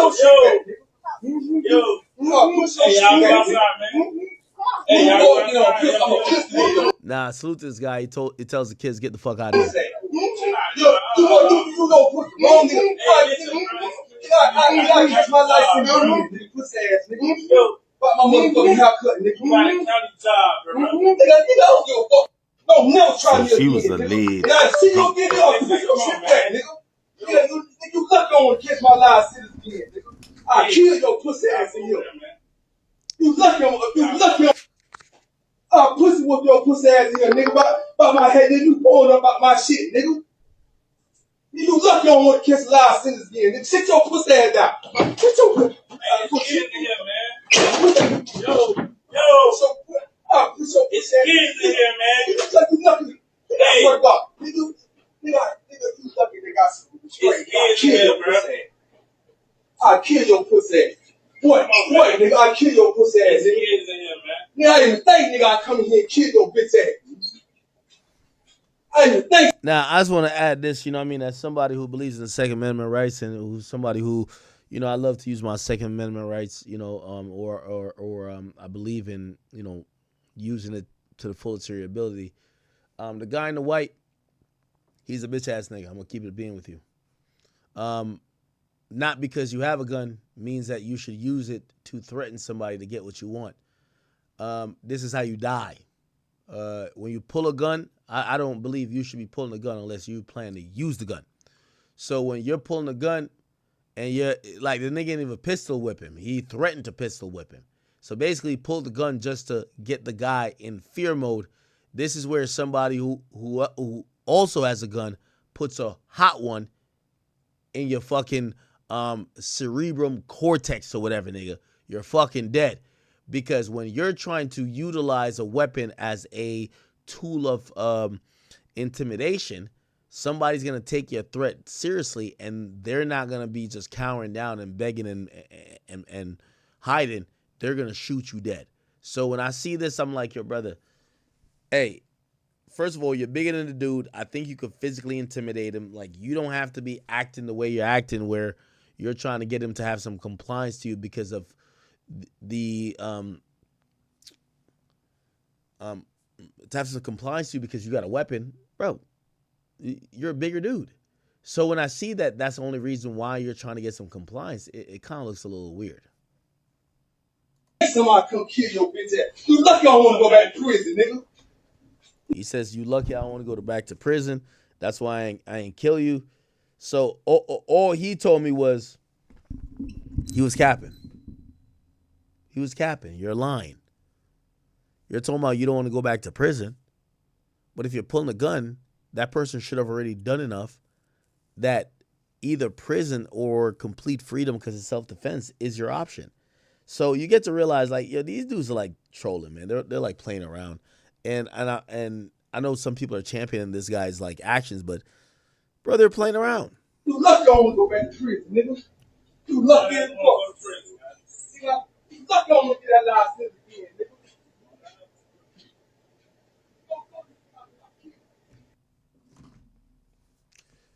Okay. So yeah. That happened. A lot of people are talking about it. Let me I don't know what this is, and they told me to react to it. They told me Lotto has a sister who's dying to be seen. Have y'all seen this? It says, woman claiming to be Lotto's estranged sister threatens to spill the family secrets. She doesn't talk to me because I'm the broke sister. Huh? To figure out, you know, why Lotto don't claim me and shit. Y'all guess is as good as mine. I'm not giving them too much. I ain't spilling too much. But when I do write that book or do that podcast, she gonna be mad. Yo, Shorty, man. Let me just say this to you, man. You're not Lotto's sister, man. I know you might look kind of similar. And by the way, this is where I'm going to blame Lotto. Lotto, I fuck with you, but I got to keep it a beam. Lotto, you got identifiable features that niggas could go get literally at Sephora, literally at the local person who pumps your butt, pumps your lips, doing all that type of stuff. Lotto, respectfully, as much as I'm going to defend you because I know this ain't your sister, this is your fault. Y'all women all go get the same surgeries, and after a while, y'all all look alike. Yes, people could claim they're your sister because y'all look alike because y'all all got the same shit done. You get what I'm saying? Like, the only resemblance here is that Shorty is around the same skin color, you know what I mean? And now she gets to do all the goofy shit with her, you know, image to make it look like she's actually in tune with you or she's actually related to you. So again, the point is this, with all due respect to even Lotto, if we seen Lotto baby pictures and Lotto pictures at like maybe 21 before she got famous, probably night and day before what we see now. So like anytime people say, oh, that baby look like me or that baby look like whatever, I'm always skeptical. And the reason why I'm skeptical is because I'm like, how y'all gonna determine who looks like who when all these chicks is getting surgery? I've been waiting for, and pause on this. I've been waiting for Kylie Jenner's kids to, grow up that we could see what they will look like naturally and genetically. Because when you listen to these people kind of tell these like stories or, kind of like put on whatever, you almost start believing that this fake image of what they kind of create is real. No, it's not. You know what I mean? All of them get surgeries, all of them get lip fillers, all of them get all these things. And if that's what they care for, they would move differently. But seemingly most of them don't. They care for the fame. Because I'm going to give the people what they need to know, okay? Same daddy, y'all, same daddy. Oh, y'all, she don't talk to me because I'm the broke sister. How many times I got to say this? I'm sorry. You probably new in here. I'm the broke sister. She don't talk to me. It's about to hit the fan for sure. They need to hit the fan. Some ought to hit the fan. They trying to figure out, why Lotto don't claim me and shit. Y'all. Yo, get a job, or I ain't gonna lie to you. A chick like you, go start. Like, listen, people liked Lotto for how she looked. If you think you look like Lotto, go sell your pussy, bro. And I hate to like give that advice, but come on now. Enough is enough. Enough is enough, man. Enough is enough. Without makeup? Yes. Yeah, I ain't gonna lie. I'm not. No, we go out all the time without makeup, like the mall, to eat. I be in the club. Have you ever seen Lotto without makeup? Yes. Without makeup? Yes. No. My last picture got no makeup on. We should have went swimming. Swimming. We swimming. Oh shit. Oh, that's Lotto's sister. Brooklyn Nicole. Shout out to my boy Sauce Gardner, man. This is new thing right here. Yo, Sauce Gardner like my friend. Yo, Sauce Gardner fucking all the bad bitches, man. I ain't gonna lie to you. It's my guy. I'm rooting for him. This is his girl now. He was with Ice Spice. You know what I mean? Low key, I told him he cared about her and stuff like, so he don't talk like that. I talk to him like that when we on the phone. But I'm like, he the one who got her ass back fat. You know what I mean? She was trying to get on that health journey, and you know what I mean? My boy had to, realize that him and the rest of the world like meat on them bones. Pause. So did his thing with Ice Spice. I don't know how this worked because I think is Ice Spice cool with Lotto? I guess they're fake cool now. But yeah, my boy had Ice Spice. Now he on Brooklyn Nicole. Yeah, this is Sauce Gardner girl right here. This is Queen. I ain't even gonna lie to you. They're a good look. But yeah. Yo, did Lotto ever say who's her man? Like, we've been waiting, right? Like, anybody know who Lotto man been?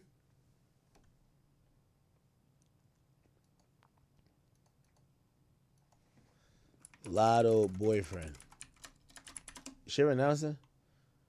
It's a Lotto confirmed she's dating 21 Savage after long-time speculations as she refers to him as his husband. She did? Let's see.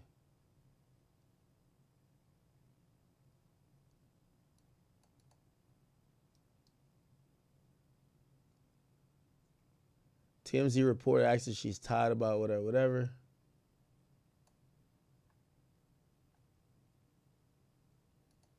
Really? Let me see the interview. I ain't know a lot of confirmed shit. Really? Lotto and 21 Savage together? Can we get a big Shaq Lotto? What are you wearing? You look fantastic. Oh yeah, let's get into the fit.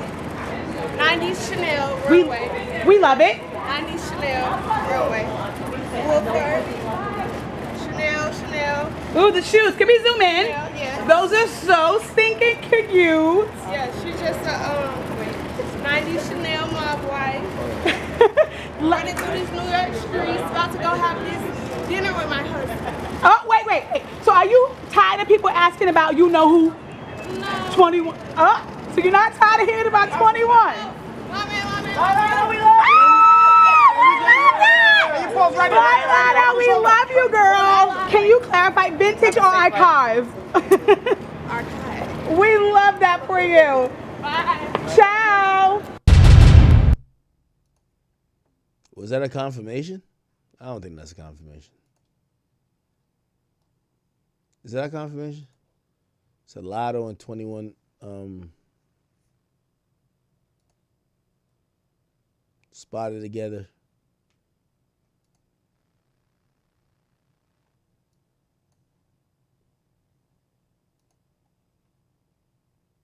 Lotto and 21 together? Since when? What? What the fuck?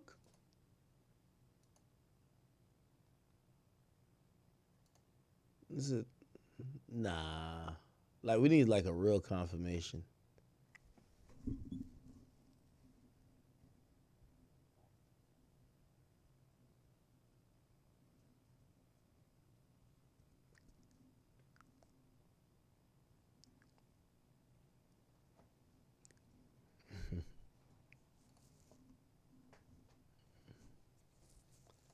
Says she confirms the identity of her longtime man. Oh, this is the only thing people got? Word?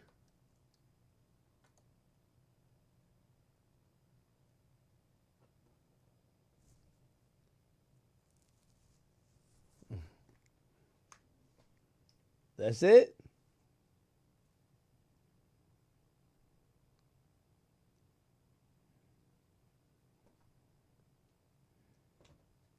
I ain't gonna lie to y'all.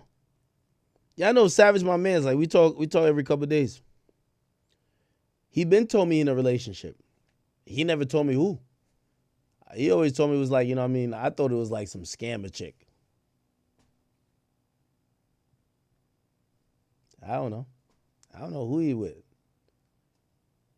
But then I heard he married. I ain't know you. I don't know what's going on with Savage. You know what I mean? I just asked about the music. I don't know what's going on. Hey, someone said Lotto ain't got a man. She like Tommy from Martin. Niggas ain't know Tommy from Martin had a job. Oh yeah, okay, I get that. Okay, all right. Yeah, I don't know nothing about nothing, man. All right, all good. Yo, did y'all see this, man? Yo, these days, the rap game is in shambles, man. I gotta be honest with you. Yo, rappers, y'all gotta get in the booth and start put some actual work in. When I seen this nigga, I almost like passed out. So one of my favorite rappers of all time, everybody knows The Game. The Game was on Neon's stream, and he admitted, like, The Game admitted that that Neon checked him about trying to fuck or trying to date his ex-girlfriend. And I literally, I'm going to keep it a being with y'all, chat. Rappers need to start being embarrassed that they're competing for girls with streamers. Like, respectfully, if you're competing for women with other streamers and you're supposed, like, being a rapper means you're like the cool guy, this and third. Bro, you need to hang it up. Anyway, The Game was streaming with Neon, and then this unexpected moment happens. You don't remember that? Are you dead? Let's see. I think I accidentally slid in your girl's DMs once. You don't remember that? Are you dead? Let's see. In my girl's DMs? I think so. No, I think you checked me. And I was like, did I just get checked by a nerd? Hey. I stood down, though. I stood down. Damn. So The Game is admitting he tried to hit up Neon's ex-girlfriend to fuck, and Neon DM him and said, nigga, stay in your fucking place and stop trying to fuck my bitch. And that sounds crazy. But that's where we are in society. I'll let you have it, because I was in violation, you know? Why you do that? I don't know. Man, what the fuck? I got a problem. I'm taking all these girls. You know what? I love bad bitches. That's my fucking problem. I think I accidentally slid in your girl's. Damn. I'm out of it. I'm about to spit some fucking game. Yeah. I think I accidentally slid in your girl's DMs once. You don't remember that? Are you dead? Go to my Instagram and like pull up our DMs. So, dude, I think you checked me. And I was like, did I just get checked by a nerd? Hey. I stood down, though. I stood down. I'll let you have it. I ain't gonna lie to you. And I know this might be like a skit and shout out to Game, but this is when I know rap was cooked. Honestly, rappers are getting their bitches taken by streamers. Rappers are competing with streamers for girls. Like, usually girls are just like, oh, the rappers are the cool guys. We want to be with them. These days, and respectfully, like, I ain't gonna lie, I think women are really smart. They're looking at it like, why get with a rapper who's living the lifestyle of every day a new bitch, a new city? They're not going to take you as serious. You get with Neon. Bro, Neon Neon's seen pussy twice in life. Sam Frank and when he got birth. Nigga, he not fucking no bitches like that. So it's like, if they get with him, they could probably influence and try to control him being more loyal than you get with a rapper. Like, if you get with No Cap, let me tell you this. There's about 18 girls, I swear, I promise you. I know there's 5 girls in Houston claim they're in a relationship. I swear. They claim they're in a relationship with No Cap. Bro, every time I go to Houston, I meet a bitch and be like, yo, No Cap's my boyfriend. I'm like, nah, look, he followed me, he DM. Yo, No Cap is all of y'all, man. You know what I'm saying? Like, yo, No Cap, like, none of y'all bitches is like, even though there's a couple streamer chicks who, y'all not his girl neither. No Cap is, like, he's just a rapper doing his thing. So here's the thing, like, a lot of, like, smart influencers, or not even influencers, a lot of smart women are going to be like, well, why am I going to go after this guy when his options are A, B, C, D, and E all the way to Z? How about I just go after somebody like Neon? And respectfully, like, I ain't gonna lie to you, like, this is gonna sound crazy. I think Neon got just as much money as No Cap. So think about it. Most women, they're like prostitutes in reality, right? Like, they're trying to date a nigga with the most bank account. You get with No Cap, you're in a roster of 40 bitches. No Cap literally have 4 bitches per city. And I'm not trying to, like, out his game. I'm not trying to dirty Mac. Maybe I am, just being honest, so maybe I am doing it, but, like, I'm not trying to do that. No Cap got hoes on top of hoes. They love the music. They love that he's a street nigga. He got tattoos on his face. Bitches love that. But No Cap's bank account and Neon's bank account, Neon might got more money than him. At the end of the day, the smartest girls are going to be like, we just want the nigga with the bag. And the nigga with the bag that is going to prioritize us. You get with No Cap, you're fighting with 40 bitches. You get with Neon, he got more money, and Neon got nothing going on. You're competing with Pornhub and him jerking off. Like, you got that nigga. You put that pussy on him once, like, pause. Like, you put that pussy on him once, he's fucking with you, you got him. As opposed to No Cap, nigga, you're not the baddest bitch on his roster. He got 18 other bitches, way badder, in every city. They're going to be at every club. Yeah. So, I'm going to be honest with you. I see the smartest girls these days, they're choosing the streamers. Like, respectfully, like, Neon got more money than Game. Respectfully. You think I should call Whack and try to troll and do that? Yo, respectfully, Neon got more money than Game. Respectfully. Y'all don't want to, I know it's going to sound crazy to y'all, but he got more money. Right? You know what a smart girl's going to say? Why go deal with Game, who is a 6'5" gangbanger, going to clubs and in studio sessions with whores all over the place? You're competing with 300 bitches for the game. With Neon, you're competing with maybe one girl.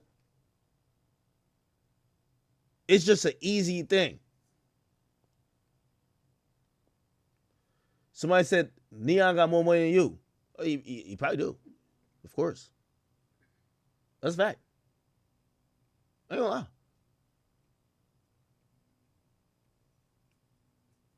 I think Neon had gotten like, bro, think about this. Y'all want to hear money? Nigga, my biggest deal, well, not even biggest deal. What's the biggest? Oh, I guess the biggest deal was a Spotify deal. Bro, the nigga got that from Twitch like that. Times like 2 or 3. You get what I'm saying? Like, of course. You know what I mean? And he just makes more money like consistently. So, yeah, he probably definitely does.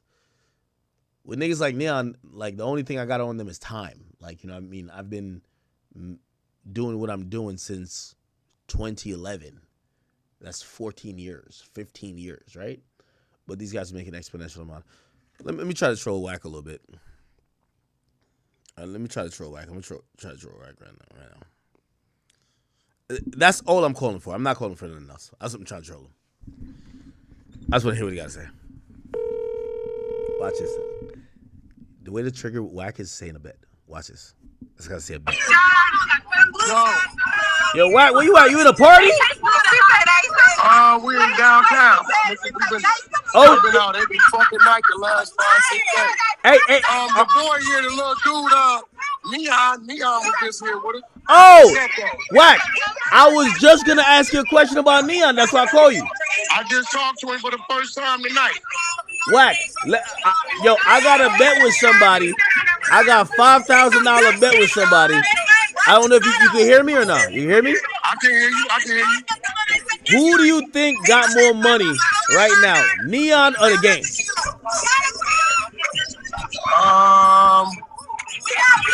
That answers my question. It's either close. The thing about it is, are we talking about like liquid or just overall? Overall. That's gonna be. Whack, you saying that answers the question, which that's my point. It's much more closer. No, you gotta remember, it's a lot I can't say, but it's a whole lot I know. Oh, okay, you're right. You know what I'm saying? But I will tell you this, Neon ain't no punk, he ain't no slouch.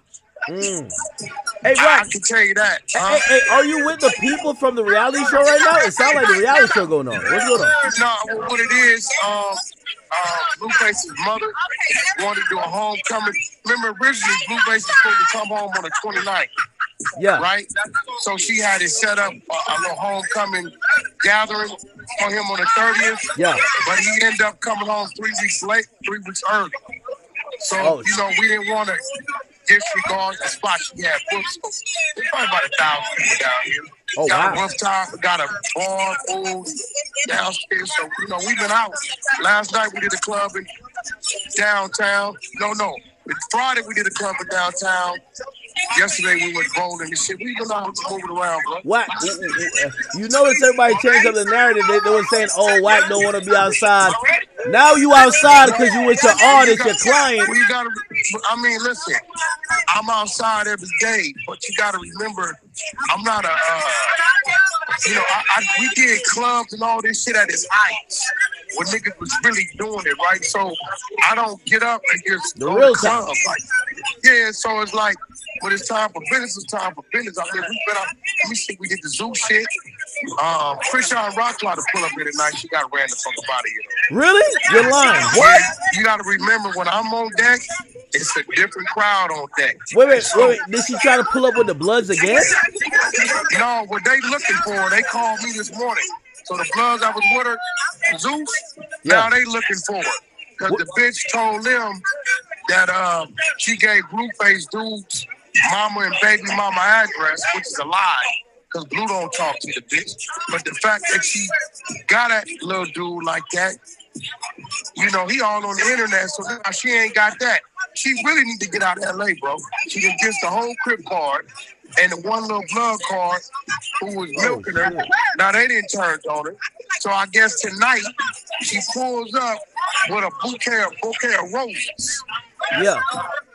Right? I guess she thought she was gonna walk in with him, but Wax Crew is here. It don't work like that. You shut it down? Immediately. I don't gotta say nothing. When I'm on deck, wait, did you ask Blueface if you're gonna shut it down? You made the executive decision. No, I don't have to ask that. Oh shit. Whenever I'm around, she know that. Yeah. Everybody know that. I don't gotta ask that. Cause see, you gotta remember, bitch said she can't wait till he's dead or in jail. Yeah, he so said, you that either was coming crazy. to kill him, you either coming to kill him, or you coming to set him up to violate.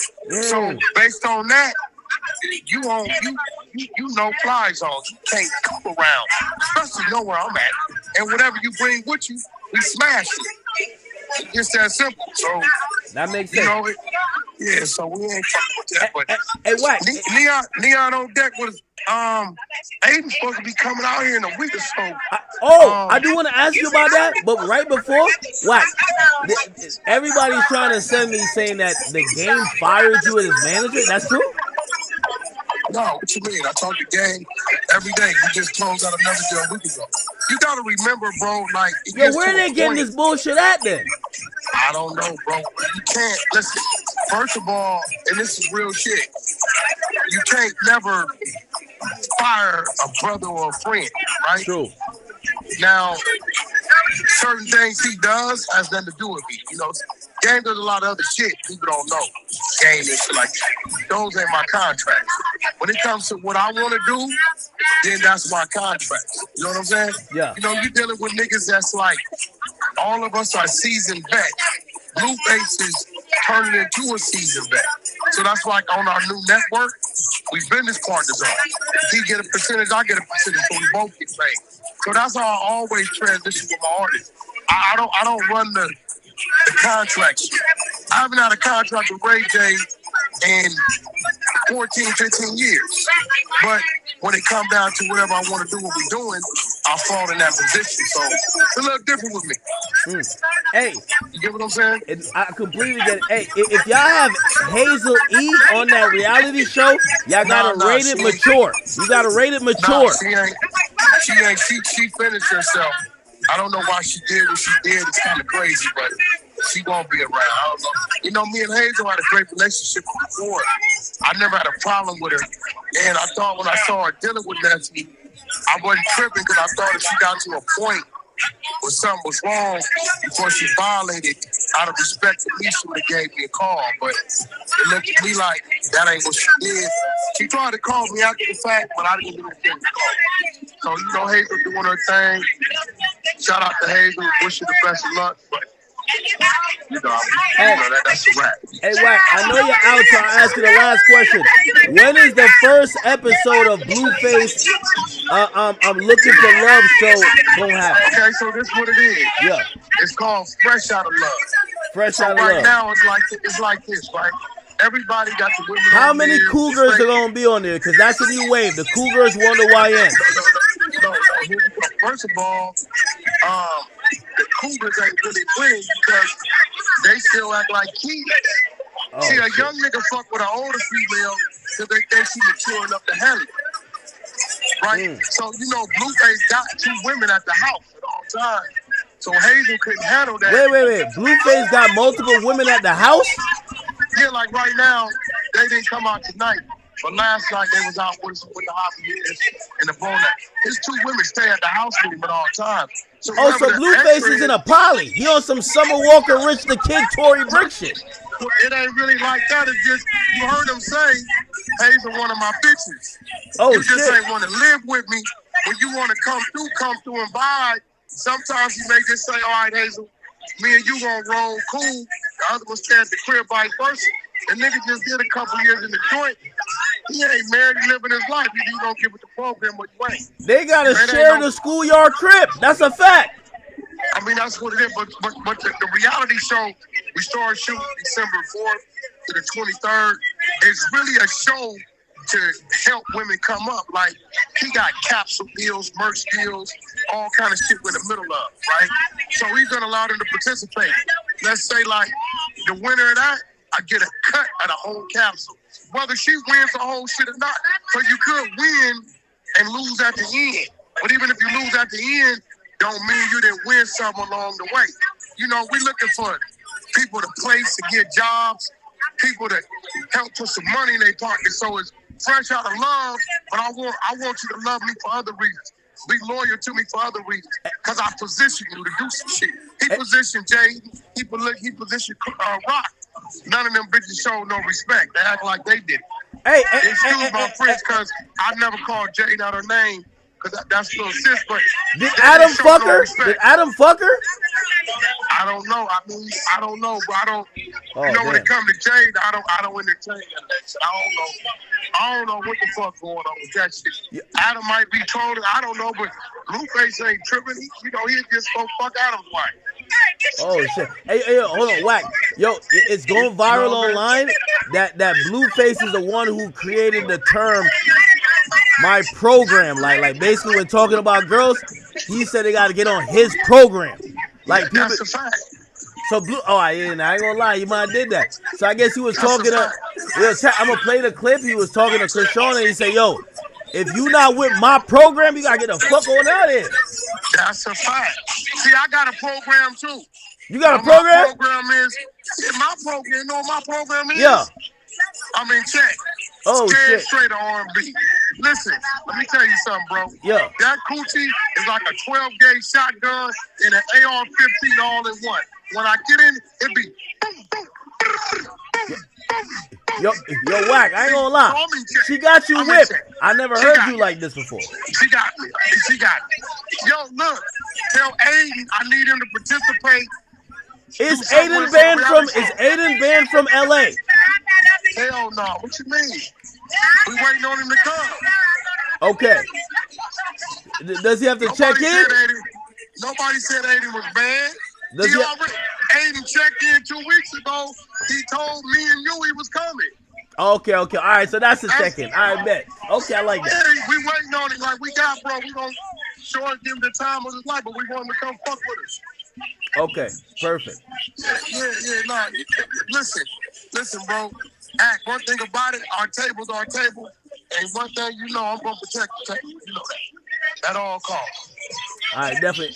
Hey, I just wanted to just call you real quick. I know you out. Enjoy your time. Enjoy your queen. Tell Blueface what up. Enjoy the time with the fam and everybody else. Yo, we'll hit you. Hey, we gotta get y'all on the. I gotta call in with this crazy nigga. We gotta put it together. Of course. All right, for sure. All right. That was the quickest Whack call, right? Damn, we did it real quick. Hey, nah, but yo, y'all seen? It was the game. He was talking about Aiden. I ain't gonna lie to you. Aiden takes everything so serious. Aiden sent this in a group chat. He sent this in a group chat with me and Whack, and he's like, yo, bro, I'm not good in LA, though. Like, Aiden is literally serious. He's not like trolling, but he was so concerned. And I'm in this group chat, and Whack is trying to explain to him, like, nah, Neff, you good. Like, yo, you part of what we do. Like, you good. Like, there's no, like, real checking in.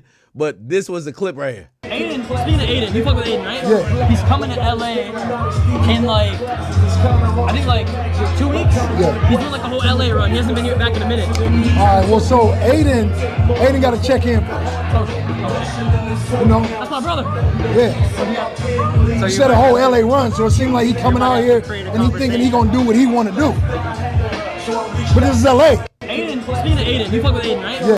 Okay. Anyway, I'll tell you this. I know sometimes, it's so funny watching streamers kind of interact with rappers. Because, like, half of this shit, rappers are smart, too. Like, the Game is not a dumb nigga. Like, the Game is really funny. Game is one of the, if you ask me, top 10, top 15 funniest rappers of all time. Bro, he's not, like, he's tough, too. Like, he's gangster, too. He's a real nigga. He's gangster. But, like, he's really funny. Here's the thing. The nigga is 6'5". He's a blood. He got a fucking star tatted on his face. When he said this, because I'm looking on my messages because I introduced Aiden to Whack. Aiden is blowing up the group chat asking if he needs to cancel. He's asking if he needs to cancel his fucking trip out to the West Coast, and like Whack is trying to tell him, you want to read this messages? It's so funny. Here we go. It's so funny, right? All right. Aiden sends the clip. He says, with a bunch of question marks. And Whack sends a laughing emoji. He said, Aiden, you're good. Aiden is panicking. He's like, are you sure? Mad question marks. You know when you ask a question and nobody answered, and then you're like, wait, I need an answer. So he sends mad question marks. And then he's trying to take the sting off it. He sends a bunch of LOLs like, no, I'm just, and then Wax says, I'm positive.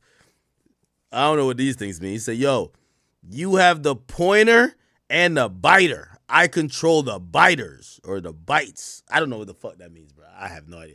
I don't know what, low key, Yo, Aiden's so green. Aiden's the type of nigga, he'll be in the chat like heart and everything, and then he'll call me like, what the fuck did that mean? I didn't even know what Wack meant by that. He's like, yo, we're filming some Blueface show, da-da-da. And he reminds Aiden, he said, Aiden, Drake and Kendrick is all music, but all our streamers will be protected. Okay. Yo, Aiden was really like a little bit panicking. Shit's crazy. All right. We were going to talk, was there a topic about, oh yeah. Let's go, there's one Blueface topic. So tell me how, y'all heard Blueface talk about that girl? Y'all ain't hear this. Look at this. Shout to Vlad.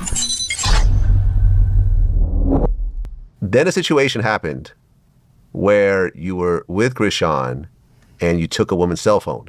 Yeah. After Krishan punched her. Mm-hmm. And because of the price of the cell phone, that became felony robbery? No, Vegas just had it out for me because I took the phone and I gave it back to her, you know? So they only said it was robbery because I guess they just tried to make some weird stipulations to where she was in fear of this and I took her phone. But I didn't keep her phone for longer than 10 seconds. Snatch your phone. Oh, you start coming to me? Oh, here, take it back. That's literally all that happened. Okay. But didn't you catch a charge over that? Yeah. And is that what ultimately led later on to the jail time? That's what, because when I went to court for that shooting, they booked me for that. Get me? So they kind of just try to throw it together just to basically just get me. You feel me? Oh, right. Okay. So on October 2nd, 2023, you got sentenced to 3 years probation with a possible 2.5-year prison sentence if you violate the probation. Now, this is based on the Vegas shooting situation. Now, that thing is still kind of lingering at that point because you're just on probation. At that point, this is why I'm going to court to decide what they're going to do. Like, we settled already. Now you go in and they give you, sentence you to how long and the terms and whatnot. Yeah. So when I'm going to that court date, boom, they book me for this and they throw it together as one case and make me just look like a villain. Right. You get sued over that, right? At one point, they say you had to pay $13 million. Yeah. Did that actually go through? I don't know anything about that, brother. I don't even know how I'm even liable to be sued. I didn't do anything to put this club in jeopardy. Yeah. I think. Because the club shut down afterwards. That's why. Oh, okay. Yeah, I remember this. Exactly. Yeah. But I'm saying they claim you're the reason why the club got shut down. Obviously, they didn't have their shit together when they were supposed to. That's what I got from it. Because it's been plenty of shootings outside of plenty of clubs. And them clubs are still open, gang. Okay. I think they just got bitter because they didn't have whatever document that they didn't have at the time when they got shut down. Well, right around this time, that's when the whole Megan Thee Stallion, Tory Lanez shooting happened. Yeah. And you claim that Megan gave you head after that? I got at her, you okay? I come check on you. What? I can rub your feet or something. Oh, nah, this is diabolical. So after Meg got shot, yo, I ain't gonna lie to you. This is when I realized Blueface is a dog. Yo, the type of nigga, there's a few type of niggas who, like, a lot of men are dogs, but there's a different type of dog that, they realize you have a death in the family. They try to console you and punch some dick up in your stomach on some Kevin Gates shit. This nigga realized or hears that she got shot, and he's saying, fuck the bullet and fuck your leg. Your mouth still work. You can suck my, like, come on, this is crazy. Blueface one of them niggas. They didn't have whatever document that they didn't have at the time when they got shut down. Well, right around this time, that's when the whole Megan Thee Stallion, Tory Lanez shooting happened. Yeah. And you claim that Megan gave you head after that? I got at her, you okay? I come check on you. Can rub your feet or something. Rub your feet. So yeah, she got shot in the foot. That nigga said, I'd come rub your feet or something after she allegedly got shot in the foot. I got at her, Meg, you ain't gonna sue him, right? Meg, don't sue him. No, you okay? I come check on you. Can rub your feet or something. Rub your feet. So yeah, she got shot in the foot. I flew out to Orlando. That's where she was at the time, and we was vibing. Fishing, swimming and whatnot. Yeah. Yeah, got a little sucky. Did she ever deny it? Of course not. I can't deny the truth. Okay. I mean, did she tell you? School y'all crip, man. Yo, Blue, somebody gotta let you know she denied the truth a lot. Hey, yo, Tory fucked. Nah, he ain't fucked. Later on, yeah, he fucked. Bro, she denied the truth. That's her MO, denying the truth. Considering you guys are hanging out, right? Yeah, I got at her, you know. You okay? I come check on you. Come rub your feet or something. I'm gonna come rub your feet or something. Oh my God. Rub your feet. So yeah, she got shot in the foot. I flew out to Orlando. That's where she was at the time, and we was vibing. We was vibing. Fishing, you know, swimming, whatnot. Yeah. Yeah. Fishing, swimming. What the fuck? That's where she was at the time, and we was vibing. We was vibing. Fishing, you know, swimming, whatnot. Yeah. Yeah. Got a little sucky. Damn. Did she ever deny it? Of course not. I can't deny the truth. Okay. She did it before. Did she tell you? Considering you guys are hanging out right after that happened, did she tell you exactly what happened? Nah. I didn't really. No, I ain't talking about no other dick while I'm with you, feel me? Well, she on schoolyard crib. Not really talking about the dick. This dude just shot her. Yeah, no, I ain't. So, there's a little more. Yeah, man. I ain't gonna lie. This is why I know Blueface, he a player, though. Man, we don't give a fuck who shot you. It's not like Blueface about to spin for you. Like, you don't give a fuck about that. On SYC, like, he's just here to get his dick sucked. Oh, they're just getting some dick. This is... No, I'm saying I ain't talking about the last person you was with. Yo, this is the first time I seen Vlad fumble the questions. He asking if this nigga asking about Tory. Yo, Vlad, no grown man finna ask about Tory when they trying to get their dick sucked, my nigga. What you should have said, like, you should have asked the question. Yo, chat, I need this as a soundbite. I'm not playing with y'all. Like, yo, chat, y'all keep playing with me. I need this as a soundbite. Like I told you, the focus was making sure he was in that, man. Like was just trying, right? Whatever way I could with that easy money, how I saw it. Yeah, I ain't knocking you, my nigga. How was that pussy though? Like, yo, chat, bro. Yo, I need that. Yo, chat, I need that as a soundbite. How come none of y'all get? Yo, my soundbite niggas. How this not in my email yet? I need this in my email. Like, yo, Vlad, we fuck with you. You always ask the right question, but you asking about Tory Lanez. This man just told you he just got... Yo, she claims she got shot in the leg and she's sucking him off. You asking the wrong questions, gang. What you should have said was... Knock you, my nigga. How was that pussy, though? Man, how was that neck, though, nigga? Like, what the fuck? Like, what's cracking? Yo, why Vlad not asking the right questions, though? Bro, even if it was fire. Bro, was the pussy good, family? Yo, come on, family. Like, yo, was the shit fire or not, man? Like, yo, come on, man. Like, yo, was the shit fire or not, bro? Yo, Vlad, this is where, Vlad, you legendary. Like, you the Godfather. I can't tell you nothing to do, but, like, bro, so, like, yo, you asking about Tory Lanez? Man, we don't give a fuck about Tory Lanez right now. This nigga said she just got shot and she sucked his dick. Bro, was the head fire? That's what we want to know. Was the head... Yo, shorty got a bullet in her leg and she sucking dick? Was it... Oh, come on, bro. Come on. Like, come on, Vlad. Cameron would have handled that shit right. Pause. Even if it was fire. Bro, was the pussy good, family? Let's stop the political shit. Stop the political shit, man. Stop it. Even if it was fire. Bro. Bro. How was that pussy, though? How I saw it. Yeah, I ain't knocking you, my nigga. How was that pussy, though? How was that pussy, though? My nigga. How was that pussy, though? That pussy, though. Yo, this is the best journalistic question I ever heard. I swear, nigga, I've been doing interviews for 15 years. I asked everybody. Nigga, I'm sitting with Dirk. I'm like, yo, yeah, they say about slide for Vaughn. Nigga, I'm sitting with everybody asking the questions that matter. I never sat with somebody and asked them the question that really matter. But fuck that. Man, how was the pussy, though, bro? Come on, Cam a legend for this. Yo. Easy money, how I saw it. Yeah, I ain't knocking you, my nigga. How was that pussy, though?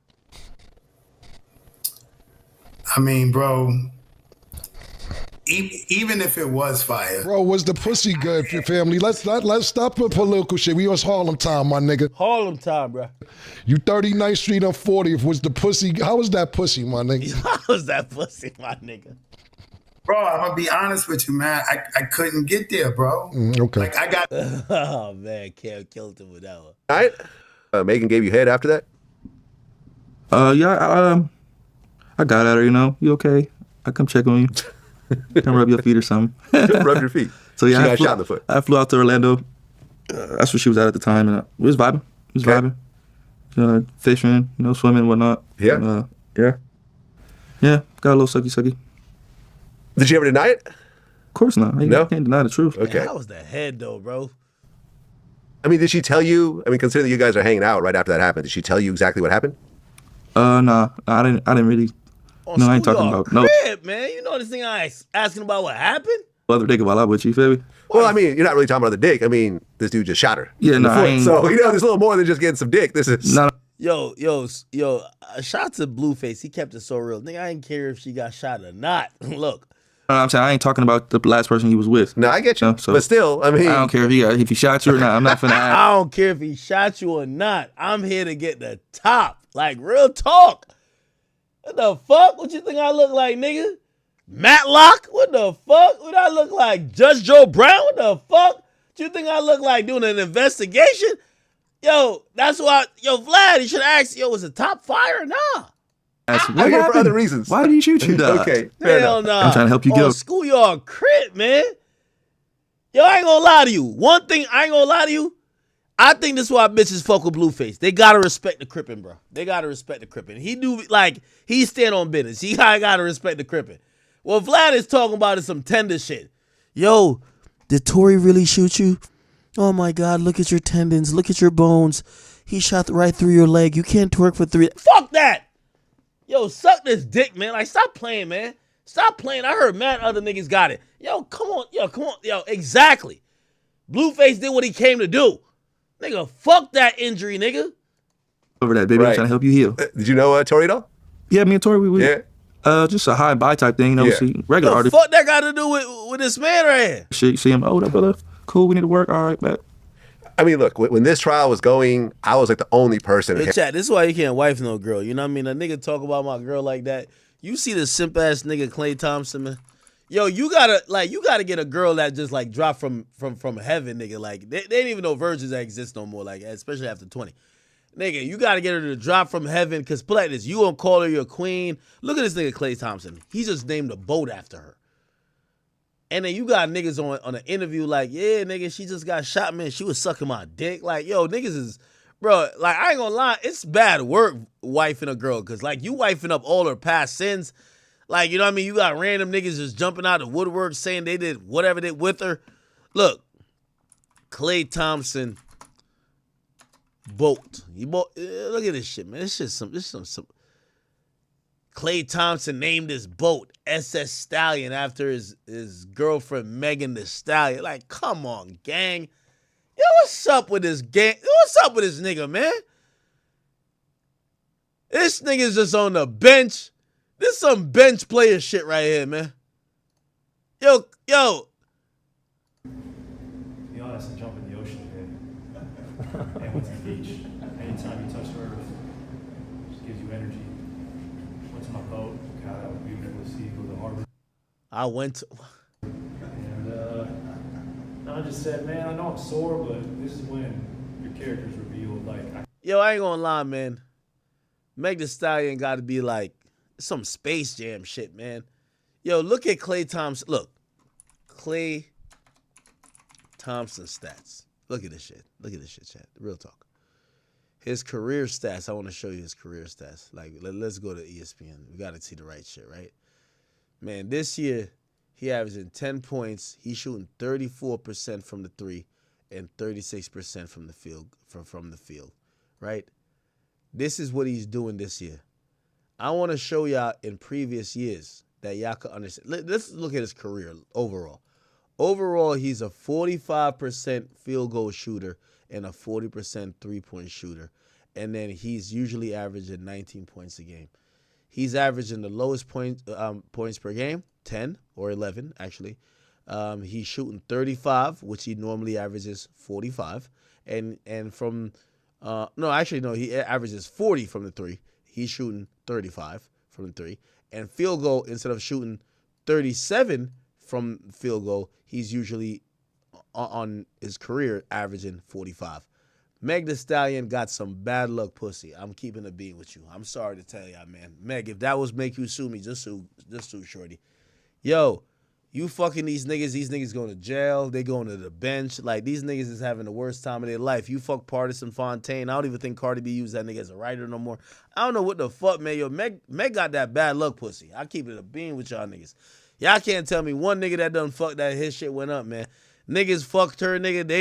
They in jail. They in prison for 10 years. They on the bench for eternity. Man, I don't know what's going on. Like, chat, you ever know one of them girls like, yo, you may have thought she looked good, whatever, but you start fucking with her, nigga, as soon as you dig it up in that pussy, everything bad in your life start happening, nigga. Like, everything bad happen. You crash your car, you know what I mean? Like, the cops raid your house. Like, everything bad happened. Like, Meg got that type of pussy, it would seem to me. Am I capping? As soon as, yo, there's not one nigga that fucked Meg that we could be like, yo, that nigga is winning. Any nigga she fucked, they experienced the darkest chapter of their life. Prison, dropped from the label, bench. Yo, it's the worst shit. You feel what I'm saying? Am I capping? Hold on, let me pull up the chat, man. I can't even see the chat. Yo, come on, tell me, I'm capping? Am I capping, chat? Hold up. I might be capping. She got that curse pussy. I ain't seen no nigga that hit. Yo, nigga even Blueface. Nah, we gonna blame Blueface on Krishan, because Krishan's a real curse, too. But Blueface, this nigga got scribble scrabble on his face. This nigga got like a baby that looked like Charles Barkley, the baby 3, can't talk, can't walk. This shit crazy. We blame it on Meg, bro. We blame it on Meg, gang. We blame it on Meg, man. Bad luck pussy. Straight up. Everybody know it. Chat, everybody know that one girl that when you were fucking with her, everything going good in your life. Everything going good in your life. Job opportunities. Money coming in, like blessings are flowing. You ever fuck some bad luck pussy, down bad pussy, just cursed pussy? Ain't nothing happen. Like, it's the worst shit happening to you, bro. Every time you drive, nigga, you driving 8 miles over the speed limit, the cops pull you over. You fucking with that cursed pussy ass bitch, bro. Keep it a bean, bro. Come on, dog. You know what's going on. It's like they got a voodoo doll. The joint you just stick the pin in. Like, you know when you've been dealing with a chick and be like, damn, man, mad good things is happening to me. You randomly get a call. Oh, hey, you applied for this. You won. Oh, shit, what the fuck? You having some good vibes in your life. But when you fucking with a cursed pussy ass bitch, man,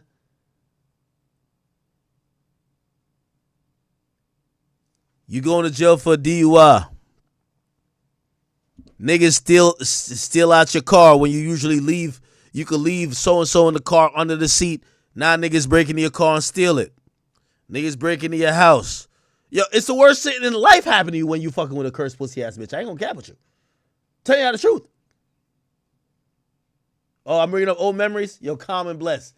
I see your name is Calm and Bless. I know, I'm sorry. I don't want to bring it up. I've been there too, my boy. I've been there too. I'm looking up. I'm like, could anything else go wrong? Somebody said the evil spirits don't even want to mess with her. You know, yo, chat, it is what it is. The nigga's having the worst time in his professional career. Let me tell you this, man. I low-key think, yo, you know, my mom's Jamaican. My mom's Jamaican, so you know, my mom thinks shit ain't going good, and she, you know, an old Jamaican mom gonna blame it on your chick. You know, our mom is gonna say, Junior, don't eat from that girl? You know what my mom gonna say? She probably put some period blood up in that shit. You know what I mean? I'm Jamaican. We believe in all type of like little voodoo obia shit like that. You know what I mean? So when she making that meal like this and you on the bench shooting the worst percentage ever, and his family for Thanksgiving. Okay, so this is me getting my greens ready. I had them things cooking overnight. Right here, this is me getting my dressing ready. I do not call it stuffing bag because this is dressing. This is a southern thing. I was really nervous because I was like, dang, I'm really finna cook for my man and his whole family. I hope they love this because I got to show them that I really love their son. Okay, so then after that, I started getting my barbecue baked beans ready. And baby, let me tell you, ain't nobody seeing me on barbecue baked beans. And we took all the food over there to the Thompsons. And this is my dressing. This is how my beans came out. This is how all my sides came out. This is how my turkey came out. Mr. Thompson definitely said, yo, the chef in the background walking like, man, why the fuck you claiming my work? But I bet. 10 out of 10, I could easily have on my own restaurant, but I ain't want to record him saying it because I was trying to be respectful. Okay, so then this is Clay. He is so ready to eat. He is tired of hearing me talk. I said, babe, what you thankful for? He said, girl, get to them it is. So then this is the... Yo, didn't I tell you this, man? I said Clay better get rid of her ass by All-Star break. All-Star break is in February, nigga. We're still in November. No, actually, no, we're in December now, at least on the East Coast, because it's 1 a.m. That mean I got 2 more months, 60 days. Chat, let me tell you this. By then, Klay Thompson might be in the G League, nigga. I'm telling y'all the truth. I'm telling y'all the truth. Y'all want to hit? Y'all want to hit? Yo, chat, have you ever left some bad luck pussy and got some new pussy that is like refreshing, good for you, giving you good vibes, good energy, and it's like the blessings of the Lord just start being bestowed on you? One in the chat if you've seen that. Come on now. T Keeps, I see you in the chat, bro. I see you in the chat, bro. I see you in the chat, bro. Righteous over dollar signs, I see you, bro. I see you, Zoe Marley. I see you, bro. Come on now. I told y'all. All-Star weekend. Come on. Now, and I'm going to be honest with you, I'm not usually the person that's like cynical like that. But I've dealt with certain chicks and nothing could go right, my nigga. It's, I don't know what it, bro, no matter what it is, it would always be the worst shit in the world. Somebody said, yup, good positive vibe pussy gonna make you look younger. That's a fact. That's a fact. Somebody said he just made 6 threes last night. Even the broken clock's right twice a day. That nigga shooting 30% for the season. Trash. Somebody said that ain't never happened to me. That's what you said, Priest? Hopefully you never experienced that, brother. Hopefully you never experienced that. Okay? Holy. I ain't gonna lie. Klay Thompson, good luck.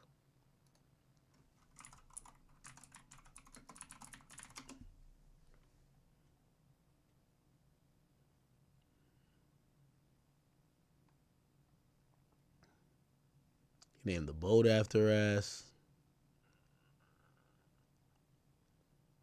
He talking about he can't wait to get on the boat.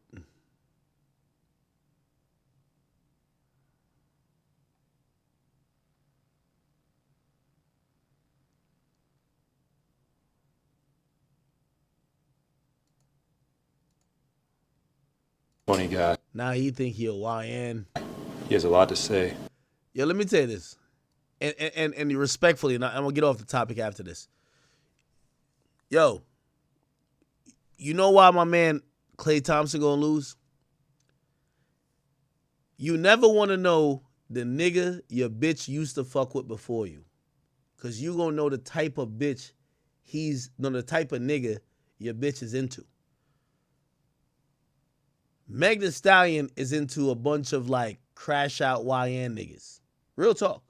Like she like Tory, nigga. Tory was piping her out on a balcony, like doing the most of the most. You feel me? Like Klay not even like that. So like because he's with her and he's seen what she's been used to, it's evoking that spirit from him. I'm gonna give y'all a quick story. This is real shit. And I've told y'all this story before, and I'm not proud of the story. And I talked to my mans about this because this was not some dope shit. My man dealt with the girl. And when he dealt with the girl, she was like, they were getting arguments. And like, long story short is this. She had an ex-boyfriend that used to beat her ass. But she was with the nigga for dumb long, like 4 or 5 years. She leaves the nigga. My man gets with her. You know, it's relationships. They would get into arguments from here and there, whatever. My man would get in an argument with her, and she would just dismiss him. He couldn't get through to her, because what she's used to is that when she's in an argument with the person she likes, even though this is trauma, it gets physical. My man ain't never been the type of nigga to put hands on a girl. Real talk. My man found himself, and it wasn't just one-sided. It was like mutual, almost combating with this bitch. My man don't do that. But because this bitch is used to niggas who beat her ass, and she do the same too, because you can't consider a woman beating niggas ass. She get physical with her niggas. My man, who usually never gets physical with the girl, that's the only way this girl could actually interact with him. He starts to embody that and almost starts to, all right, well, listen, I got to be a little bit physical with you because that's the only thing you respond to. It's a big L right there. You know what I mean? That's a chick bringing you out of character. You feel what I'm saying? A nigga like Klay Thompson, bro, you dealing with a Hall of Fame crash out like type of chick that some people think is an alkie. I don't know if she's an alkie, but like, you dealing with Meg Thee Stallion, like, look at the niggas she been dating. This is the reason why you arguing with John Morant. You not even like that. You now think you a thug. You think you like one of the niggas she was with. Klay, that's not you, bro. That's not you. But when you dealing with a chick who dealt with a certain type of nigga, you start to draw personality traits from them because you feel that you have to embody that to keep up. That's all I'm saying. I hope y'all understand the synergy of what I'm trying to say. Like, we ain't never seen Klay talk this. Yo, the nigga been on a team for dumb long. Nigga, we barely knew the nigga had a voice. Now we hear him talking shit. We see him getting in altercations. And yeah, part of it, some of it is niggas checking him. But it's like, my theory is he's with a chick. She has a public past. This is why sometimes you don't even want to ask, don't even ask the girl you with the type of nigga she used to be with. Because she won't tell you all type of shit that's not you. She was with a scammer. She was with a nigga who shoot niggas. She with a robber. Nigga, by the time you figure that out, you're going to realize, you're going to start thinking to yourself, why the fuck she with me? Hey, Proper Music 6210, he says, I love Act. He thinks like me. Appreciate you, my boy. Like, I hope y'all understand what I'm saying, though. It's like, that happens a lot. You get to realize when you deal with a woman, and this is why trauma is very important. The type of nigga she been dealing with, that's what she reacts to. So if you used to deal with very meek and mild girls that you could be like, all right, y'all have an issue, y'all be like, all right, hold on, let's just talk, and y'all talk in a calm voice. Bro, she used to a nigga that snatch her up. Bitch, stop fucking playing with me. She'll never respect your ass, my nigga. Her last nigga used to grab her by the throat, slap the shit out of her. When he get in that mode with her, like when you're now trying to have a peaceful conversation with her on some, hey, my feelings were hurt. Nigga, she looking at you like you pussy. So now you start adjusting to what the other nigga used to do with her. Because that's the only thing she respect. She don't respect no type of regular conversation. She respect some type of thug, pimp hand type of shit. So it's not even like you into being physical with chicks, but now you gotta you cosplaying. Bitch, stop playing with me. Like, you don't even talk to girls like that. But you gotta say that to her because you're dealing with this ratchet, stupid asshole who used to a nigga beating her ass. So now you gotta, bitch, stop playing with me.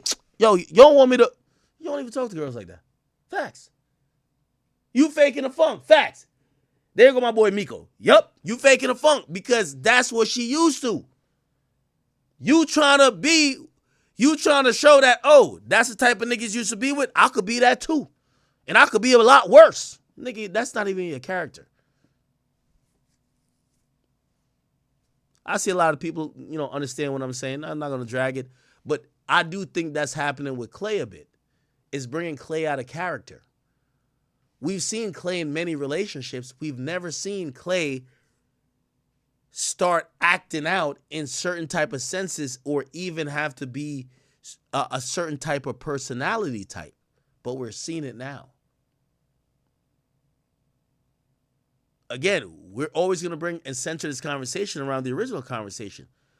Bro, when I say like bad luck pussy is like, bro, you fuck with the wrong chick, it just fucks up your whole energy. It got you on bad timing. Clay right now on bad timing. That's a fact. He's not in a comfortable zone where, let's say, we've watched him on the Warriors where he's in a rut. We're like, oh, okay, you're not playing at the best, but like he's working it out. Now he's in constant, it's smoke mode. Anyway, let's keep it going, all right?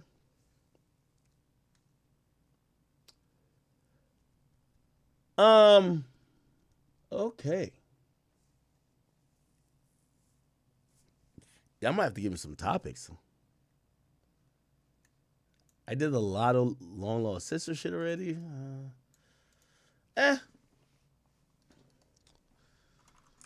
I'll do a little industry topic real quick.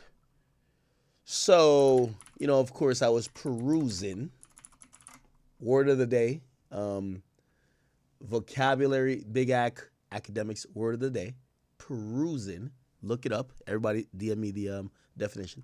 I was perusing a few different subreddits to kind of like find topics because when I stream every single day and, the industry's slowing down, we have to find things to talk about. And I happened to go across the Joe Budden podcast Reddit. I can't even lie to you. And as I went across there, I was kind of, I was intrigued by a topic, but I did not fully watch the whole thing. But I'm going to watch it with y'all. And I have the name of it. It says, Joe Budden speaks on the current business landscape of most podcasting. So let me see if I could get that clip played and I'll react to it. Let me see. All this other stuff is like, okay. Here we go. This is on the play. All right. So let me play this and I'll react to it. Okay, chat? Big like flips. Now, I'll pause and kind of reset everything by saying, I think people are trying to figure out what is the next iteration of what content is. I think it's very clear that if you're not already in radio or if you haven't built a castle, like for example, the Breakfast Club, if your goal is to build something or to get to radio, you're not only too late to market, but you're going to be hustling to get to somewhere where people are trying to leave. And people are trying to figure out for 2026, what's the next step? Now, when you listen to people like either me, Joe Budden, or anybody else that you would consider as leaders, at least within the hip-hop pundit or personality atmosphere, it's always important for everybody to trade these ideas on where they think things are going. And this is Joe kind of giving his perspective of where he thinks podcasting is going. Now, let me give my perspective on podcasting. I think podcasting is still a very viable option. But like I'll compare it to like what I do now. The reason why I don't do as many podcasts as maybe these other guys is that I particularly, let me compare myself to Drink Champs. I'm going to compare it with all the contemporaries. Drink Champs, Breakfast Club, Joe Budden Podcast, Gillian Wallow. I have a younger demographic, a more internet savvy demographic, I would believe, than everybody else. What does that mean? Content is content. How you package it is how some people get to the bag, but what makes it different. The point of me saying that is that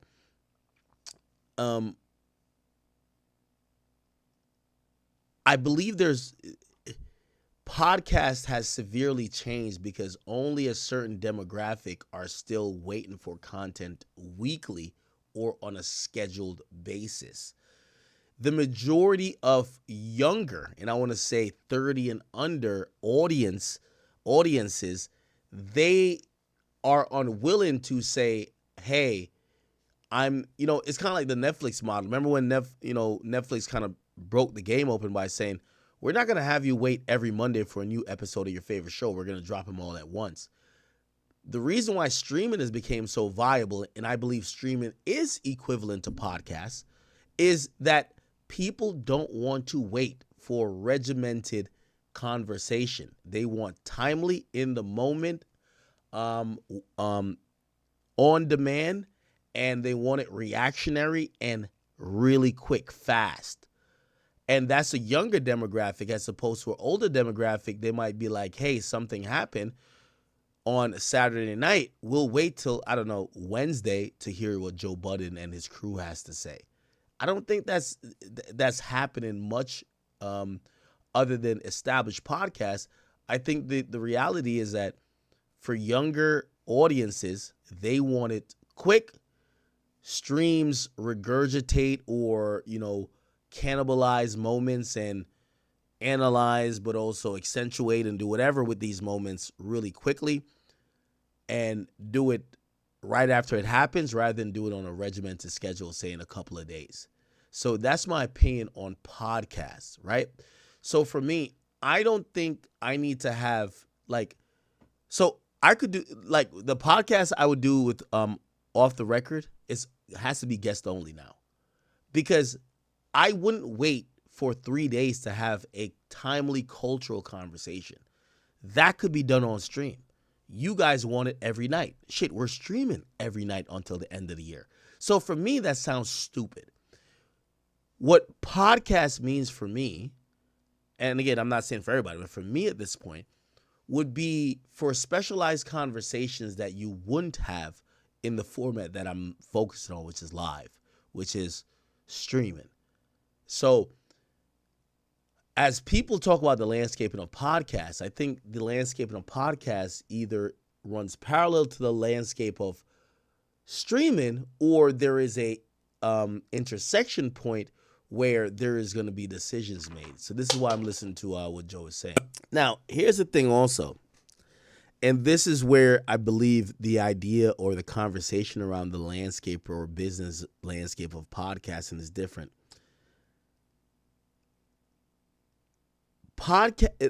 Again, radio existed for decades before the meta started to change. The reason why I don't think podcast in itself is this huge thing, and I consider all content, whether you're Flacco making a 10-minute video, whether you're a reaction channel just reacting to whatever, whether you're me maybe just on a live stream, it doesn't matter what content. The reason why I lump it all with podcasts is that if podcast was the replacement for radio, the run of podcasts wasn't more than 3 years. That's not a thing, okay?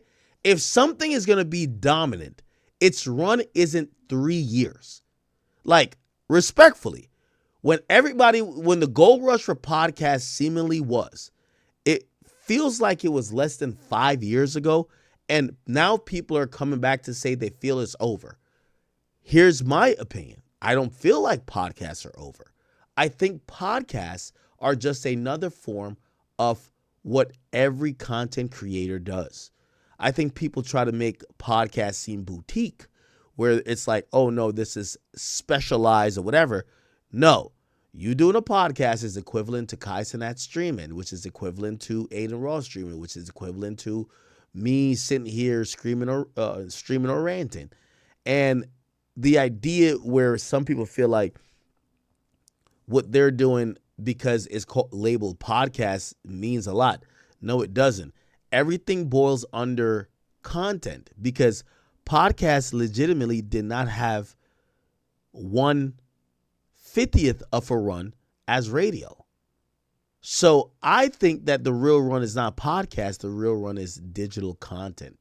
So whether you're doing Vlad content, whether you're doing the Joe Budden podcast, whether you're doing $1 million worth of game, whether you're doing Sean Cotton and Charleston White, it's all content, and it's not meant to be anything else.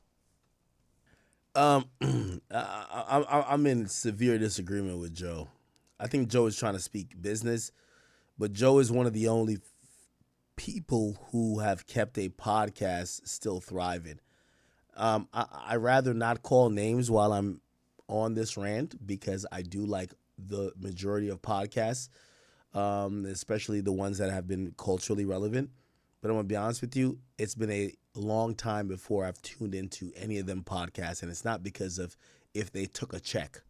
It's because the reality is to keep people's attention and to continue to pump out content, especially when we're in the realm of hip-hop content, and we've all acknowledged that hip-hop is down. That literally, I've blamed it on the battle, where it's turned into that this is the only thing that kind of matters.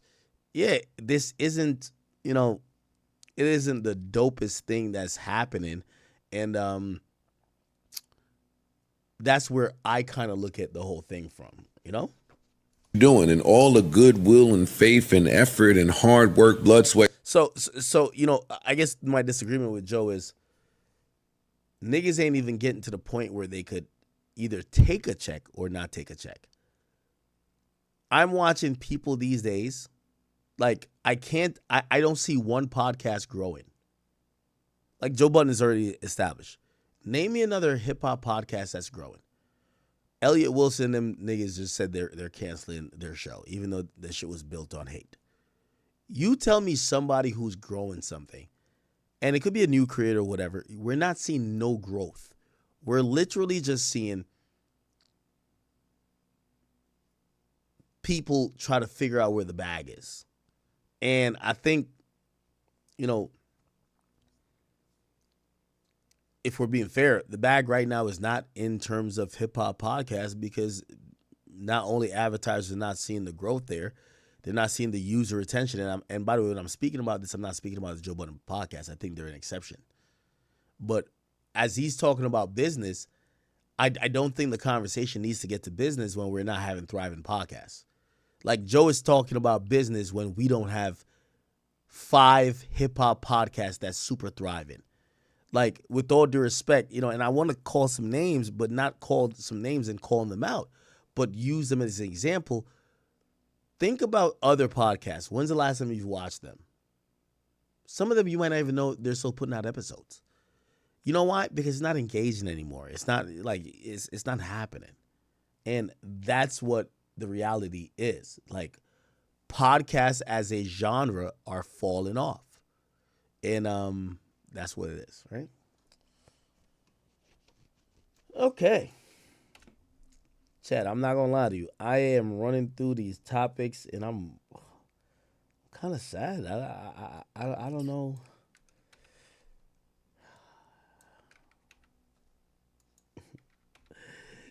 Chad, I literally only have one more topic left. So you guys are going to have to help me out if we're going to continue after the topic. Anyway, Yak Gotti has now seemingly, let me see. Yak Gotti is seemingly try to make amends with a bunch of people.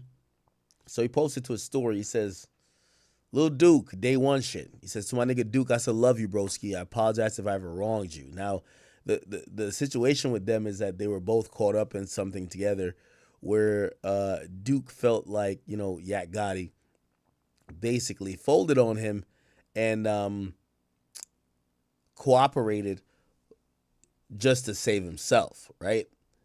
Duke responded to Yak Gotti saying, yo, I still love you even if I wronged you. Duke says, Yak, you was just in my DM begging me to straighten it up.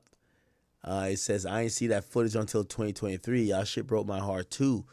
Who was about to shoot that chopper? Shit, he was, which is me. So he's quoting Yak Gotti in the interrogation room. He says, I can't shoot and drive. P.S. These are not my words. I would never say that. He said, just heard this nigga say I broke his heart. Nigga that was in there talking about me like a dog. We understand you told the cops that was your gun, but why you tell him you gave it to me to get back at a rival, which was in my plea? Those was your words. shaking my head. You're the weird one. Yeah, I'm gonna be honest with you. Yo, them YSL dudes, they've been all scared. Like I keep telling you, YSL, unless somebody died, they should sentence them all to group therapy. You get what I'm saying? Yak Gotti Lil Duke. I'm gonna have. I think I could play something where they explain it. Here we go. Chat. So here's the whole explanation about. Oh, here you go. Well, here's Thug Talk. So who you look at in that shit that took the plea that you be like, oh, I can see how he took the plea? Nobody. Duke. Okay. Nobody else. On phone. Alright. Because, and I ain't like saying, oh, he didn't goddamn do us wrong or he didn't do this. One thing I know is he ain't taking the plea. If I don't make him take the plea, he ain't studying that plea. So why Duke ain't wrong? I just want to know. Like, why? Because Duke plea was from Duke. All Duke said in his plea, he didn't say YSL was a gang or none of that. All Duke plea did was said that Yak was right about telling on him, about what they talked about. Duke plea was just what Yak already had told the police about him. You see what I'm saying? Hold on. You said Duke just agreed to what Yak said. Yes. So Yak, you saying Yak threw Duke up on the bus and he just said the nigga telling the truth on me. Yeah, because if he say that he not, then Yak got to take the stand on him. Because Yak plea agreement said he got to take the stand if Duke go to trial. That was a part of his plea. What I'm saying? On that case. So Yak say ain't nobody, he was on Big Fat. He said nobody ain't go to jail for what? He said he just was in there running his mouth in the what's the name? Interrogation room. So what you mean testify? What the hell you talking about? When him and Duke caught their case, Duke was going to trial. What kind of case it was? Goddamn, they got caught in a car. They ain't had no license and they had 2 guns on them. Okay. And they went on a high-speed chase. They took Georgia State Patrol on a high-speed chase. So when they get locked up, this is what their charges is. Theft by receiving stolen property, which is the guns, and well, I think it was one of the guns. Oh, I don't know. I know they had theft by receiving and then no license because they were driving. They was in the car, but they had a license. Stop playing. That's what. You told on a gun and some license. Stop playing, Slime. That was the original charge. Oh, what the other? When the police came, when the police came and talked to Yak, Yak told him what actually was happening. What was happening?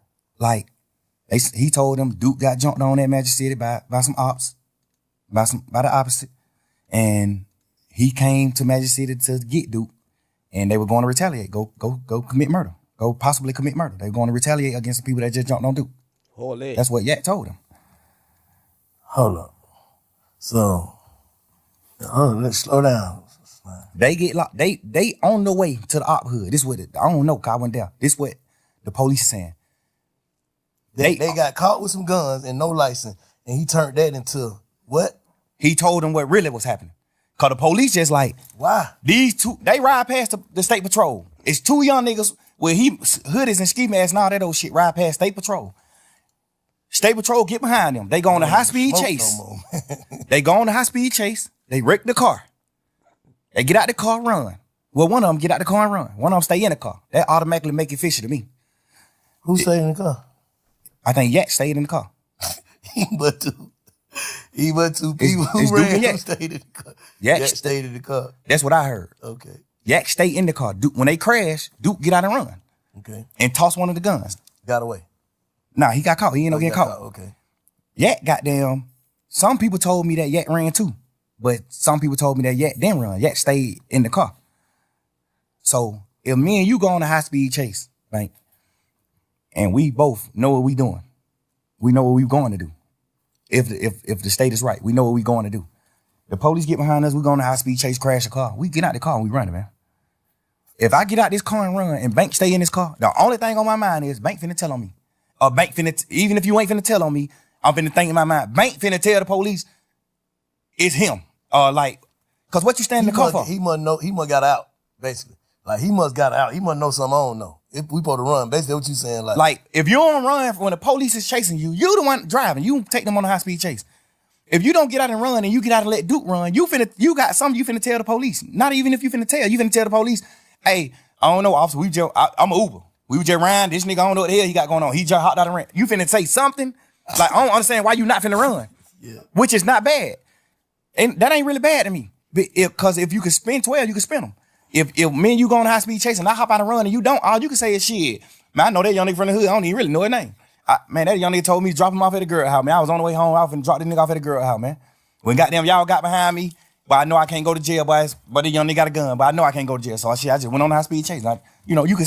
Okay, so I hope you guys are kind of understanding what he's saying. He's basically saying, Yak Gotti gets in a situation, and he essentially starts pointing the finger at other people, and then he utilizes the fact that he's cool with people to kind of convince him not to go to trial. And that's why, you know, Young Thug subsequently rapped later on. He's like, yo, Yak Gotti tricked me for some years I didn't know he was telling. Because since no one went to trial in that situation where he's quote unquote telling, no one see the paperwork. So it felt like people just plead out and whatever. Anyway, this is ghetto nonsense, bro. I don't really, I don't really have a horse in the race when it comes to this, but Yak Gotti now is on Instagram, and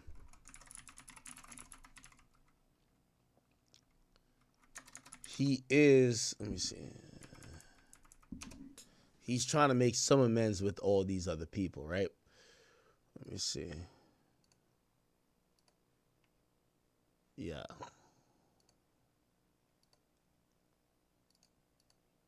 Okay. Anyway. All right, chat. Cause y'all trying to I need some topics from y'all. If not, I'm calling it. Not gonna lie.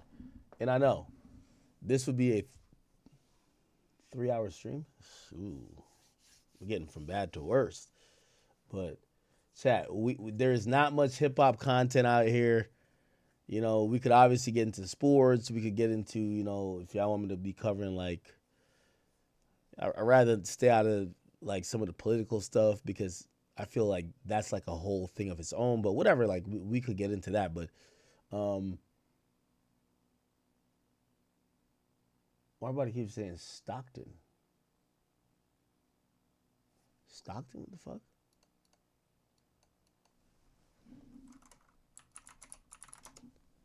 Are people botting?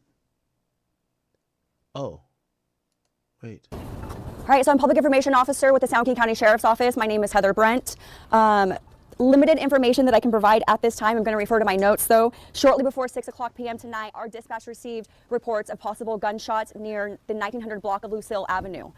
What we have confirmed at this time is that there was a banquet hall where a family was celebrating. We have 14 victims of this shooting. 4 of those are deceased. The victims have been transported to local hospitals throughout the area. This is a very active and ongoing investigation. Information remains very limited at this time. Early indications suggest that this may be a targeted incident. Investigators are exploring all possibilities at this time. Detectives are working. Okay, so there's a mass shooting in Stockton. Is this Stockton, California? Oh, yeah, it is. Diligently to determine the circumstances leading up to this incident. We are urging anyone with information, whether it's videotape, surveillance, maybe you're in the area and you saw something, to please contact the San Joaquin County Sheriff's Office. Our #1 priority right now is identifying the suspect in this incident. We're very grateful for our local law enforcement agencies. We have called out several agencies to come in and assist, including Manteca Police Department, Stockton PD, we've got the District Attorney's Office, we have the FBI. Again, our #1 priority is ensuring that we find that suspect and hold them accountable. Ages range from juvenile to adult. I don't have specific ages that I can release at this time. Do you know if multiple people fired guns or if it was just one person? That's under investigation at this time. The first time we are now seeing a picture of one of the victims killed, 21-year-old Susano Archuleta. Today, his family held a service to remember him. And here is what we know right now. As we mentioned, 4 people killed, 11 others shot. Among the dead are 3 children, ages 8, 9, and 14. in addition to the 21-year-old. Stockton Mayor Christina Fugazi also said the 8-year-old was a student at Stockton Unified and also said she has reached out to the White House and the Department of Justice about helping combating crime in her city. The sheriff's office has determined the shooting was targeted and was not random. Your reporter Tori Apodaca is at the scene and spoke to a family of the 21-year-old killed in this mass shooting. Tori. Okay.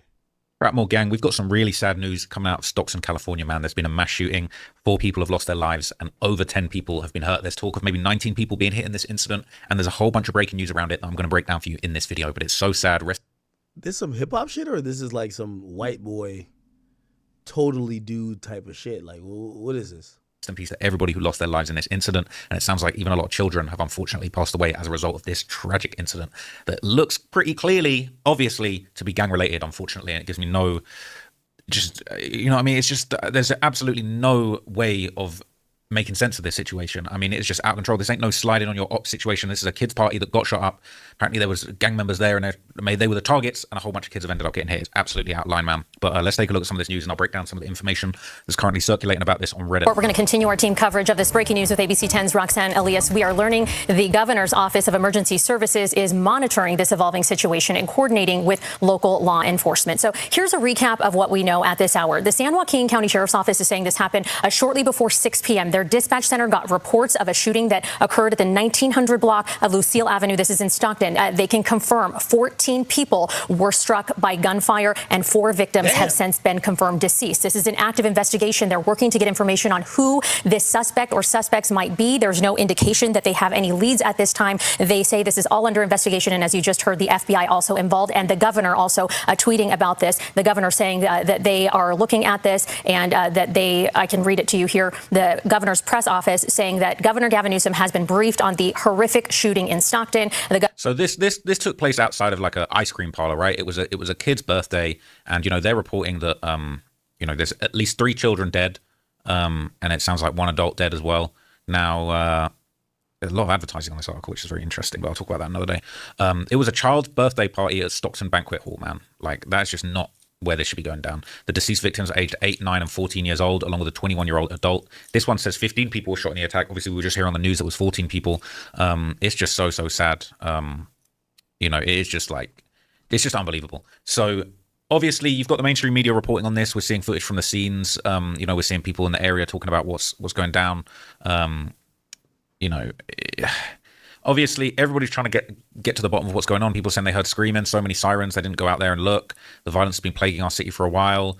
You know, so many comments were like, it's just Stockton, but the violence shouldn't be normalized. We live here. We don't want our grandkids thinking this violence is all right. This is the state of things in Stockton, okay? This is basically how bad things have gotten. And now a lot of posts are going around on Reddit. They're trying to identify the individuals who might have been killed. Maybe they were kind of part of this group of rappers / gangsters, you know, that have apparently been at war in Stockton for a while. People are saying MB Nell and Dougie Threes from Stockton may well be amongst those killed. Everybody's trying to work it out.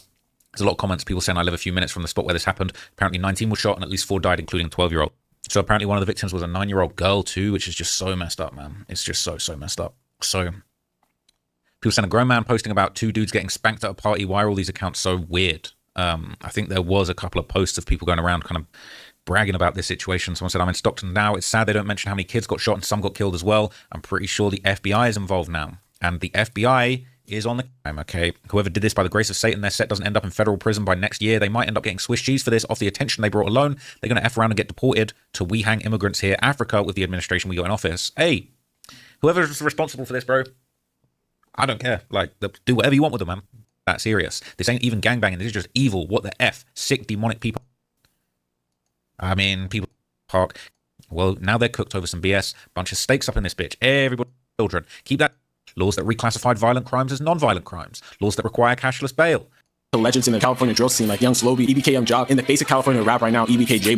Main gangs in the area are between EBK and Fly Boys, aka Mud Boys. The Northern California drill scene is where serial killers go to make music. Imagine getting killed by a nigga and your diss track only gets 100K views. This is real life. The Stockton California rap scene is the closest thing to giving Ted Bundy, Charles Manson, or Richard Ramirez a mic, and some of the hardest West Coast beats that have ever been made. This city's not even top 10 in state population, but it's been #1 for the whole state in murder since 2010. While there's little hope in the armpit of California, somehow, someway, in the midst of the violence, have released new images of suspects from a homicide investigation accused of murder, the death, and the destruction, fans became captivated with one group that made waves all throughout the state. escape. EBK, a clique of Nightingale Bloods from Southeast Stockton that is home to legends in the California drill scene like Young Slowby, EBK Young Jock, and the face of California rap right now, EBK J-Bo. J-Bo was supposed to have a breakout year, being featured on NBA YoungBoy's tour and becoming the first XSL freshman to record his cypher in jail. There's supposed to be a movie. However, the streets would catch up and ruin his motion altogether. This group literally took his name to heart and is allegedly responsible for putting belt to ass against a whole city, and it's come. So J-Bo, man, people are obsessed with J-Bo in California, I swear. Like, all people want to talk to me about is J-Bo. And I rock with J-Bo. I like his music. I did a video on him on this channel quite a while ago. But, like, bruh, like, people are obsessed with this guy. And it sounds like he was just having some motion and he kind of threw it all away. It's very, very unfortunate, man. And I think he's facing, was it, murder for hire charges right now?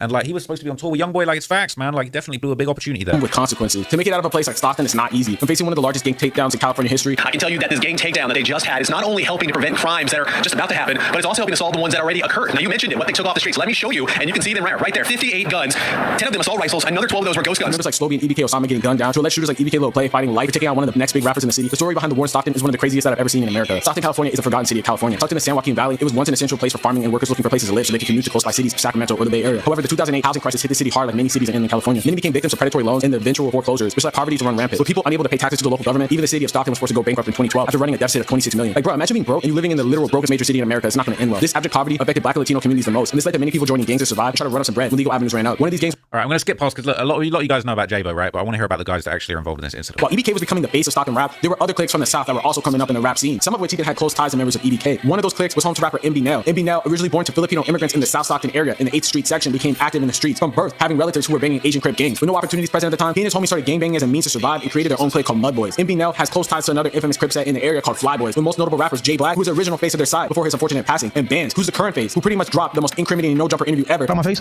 Trophy. So on the other side, guys. What did I say? 2900K. What is it? What is top? Above that's got a W. With what in it? It's like a W with bullet holes. How many? 3. Okay. They talking about it was arrested shortly after for a wild murder. Originally, the Fly Boys and EBK members from 2100 Nightingale were pretty close. The older members had a shared history, so at one point back in the day, these two sides were just one. From Mariposa to HE, bro, just break down a little history, brother. Yeah. I'm gonna let my brother do it. Well, basically, I ain't gonna let fly in here, cause I'm gonna let Cut do it. Like I said, like I said, yeah, I ain't gonna lie, it was all one. We niggas be out there getting money, all this shit, you feel me? And then, like you said, like, you know, like how it happens. Older niggas go to jail, you know, niggas disappear, the structure get lost, you feel me? So, and then that's when it just picks up from there. It could be anybody. It could be a little 14-year-old and he did this and that. Now he the one making the shots.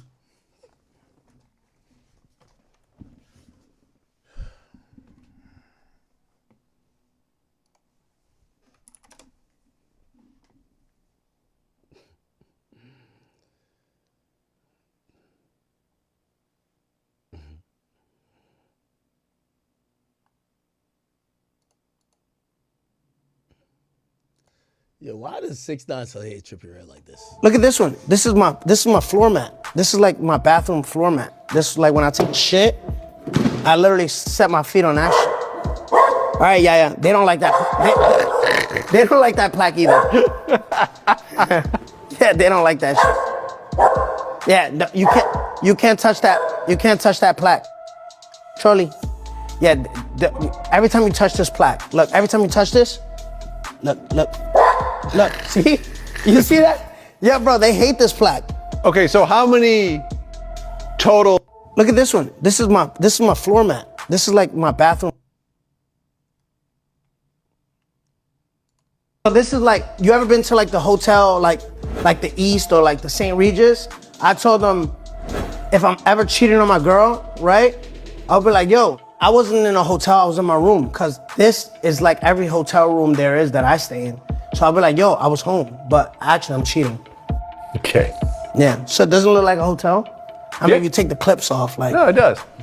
Yeah, and I'm gonna start putting the logo to like every hotel. I'm gonna get them like pre-printed, like the stickers. And I'll put like the W, San Francisco. Like, you know what I mean? And then rip it off. And then every time I'm gonna change it again, I'll put like, you know what I mean? Like something over. So this is like, you ever been to like the hotel, like the East or like the St. Regis? I told them, if I'm ever cheating on my girl, right? I'll be like, yo, I wasn't in a hotel, I was in my room. Cause this is like every hotel room there is that I stay in. So I'll be like, yo, I was home, but actually I'm cheating. Okay. Yeah, so it doesn't look like a hotel? I mean, if you take the clips off, like. No, it does. Yeah, and I'm gonna start putting the logo to like every hotel. I'm gonna get him. All right, man. 6ix9ine just got too many like life hacks, man. Anyway, let me see. Chat, I'm jacking for topics at this point. Again, you know, obviously I would love to stream Wait, why we got old plies right here? What's this? Some of y'all, what I just had to tell my mama. Because some of y'all don't think you supposed to throw the leftovers away. At some point, the leftovers got an expiration date on. Nah. It's too early to throw away leftovers. Respect the plies, it's too early. Thanksgiving was on Thursday. Niggas only Sunday. We're definitely eating leftovers today. Leftovers only start to become a conversation past the week going into 10 days. So like, all right, it's been like, nigga, you're like on the second week eating the same shit. I get it. But Thanksgiving is Thursday and you beefing about it Sunday? Nah, hell no. It's a cap on the leftovers. You just can't keep eating them leftovers as long as you want to, man. Some of y'all might want to write this down because I'm finna give you the calendar and the itinerary for these leftovers. You cooked the food on Wednesday night. Thursday, you ate the food. Friday, that's when it was its best. Saturday, you're pushing it. Sunday, ain't no more leftovers, bitch. Cap. Monday, you tripping. Yeah, I ain't gonna lie, man. I don't know where Plies from, but in a Jamaican household, nigga, I got mad leftovers. I ate it today, nigga.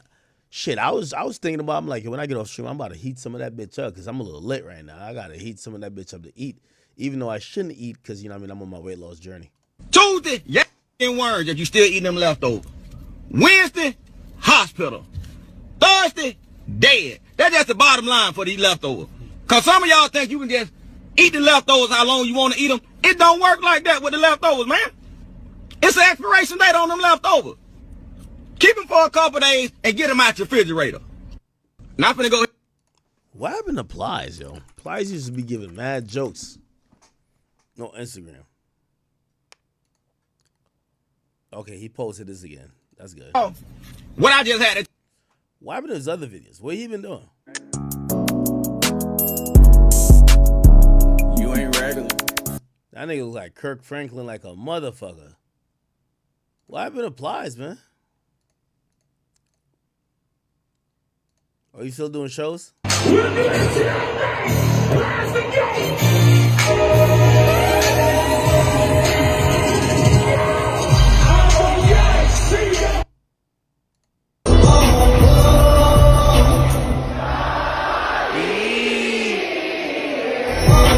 who know this song? We got to go acapella. Choir rehearsal tonight. You ready?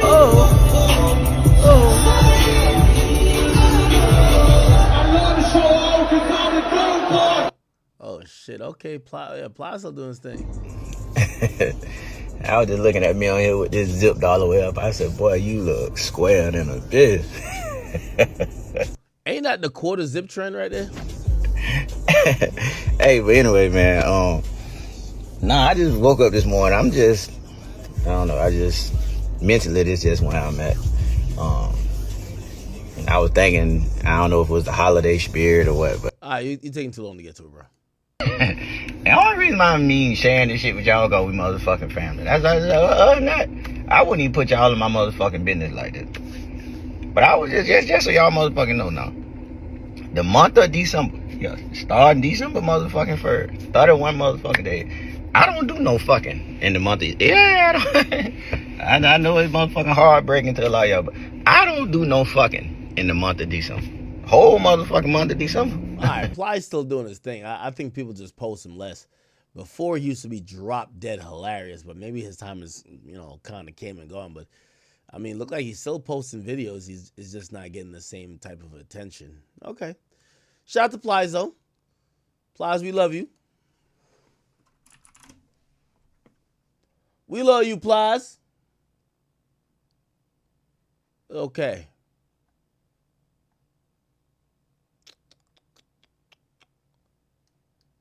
Man, I feel like I don't got shit to talk about today. Chat, I'm calling it. I'm out of here. I'm going to catch y'all niggas tomorrow, man. We here every day. I feel like 3 hours is so... there's you know what it is, too?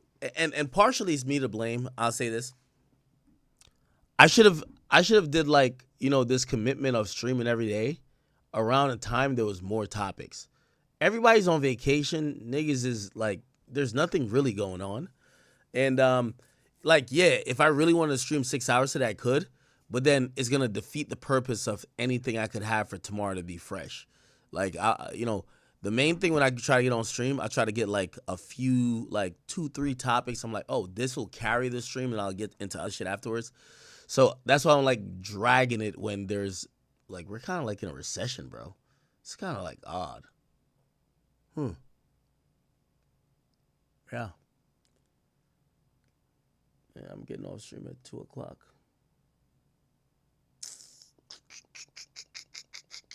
Yeah, niggas is mad. Yeah, chat, there's nothing for me to talk about. Chat, y'all can't tell me L stream. There's nothing for me to talk about. Ain't shit for me to talk about. And yes, I could just stay on and just entertain. I get it. But it's not like I'm not going to be coming back tomorrow. So, it's all good. Chat, thank y'all for watching, man. Listen, if you guys work tomorrow, make sure you guys get to sleep early. Listen, we are in the holiday period. I hope you guys are spending time with family. I'm trying to spend time with you. I do thank you for all the well wishes. Somebody says Sauce Walker posted. Yeah, I know he posted he has this whole new thing where like it's a video game where dudes could fight each other. I'll see if it catches on. I think he wants to catch it on. We'll talk about that tomorrow, chat. But just thank you guys for watching. And I know. If we don't get to do 4, 5, or 6 hours, it's a little bit disappointing. But just please understand that I'm focusing on consistency every day. And obviously we'll get our days where we get 6 hours and 7 hours. But, and by the way, also tomorrow, you know how I feel about Mondays with topics and like that's the beginning of the work week. We're getting hopefully the verdict with the Milagro Meg Thee Stallion stuff and all the news stories that's been held for the weekend is going to break tomorrow. So just give me a pass for today, Chad. I'll be back tomorrow. I love you guys and I appreciate you so much. Please get to sleep, go to work. Make sure you guys, if whatever you got to do tomorrow will be Monday. It's the beginning of my week, so I usually start off kind of pretty early, try to get shit done. So hopefully you guys do the same. And yeah, if I didn't get a topic, please, you guys have all the resources to hit me up. DM me. Most of y'all got my phone number. Like, send me what you want me to talk about. I'll definitely talk about it tomorrow, okay? Chat, love y'all. Have a good night. And hopefully your football team won. If not, tough luck, man. See y'all tomorrow, all right? Peace.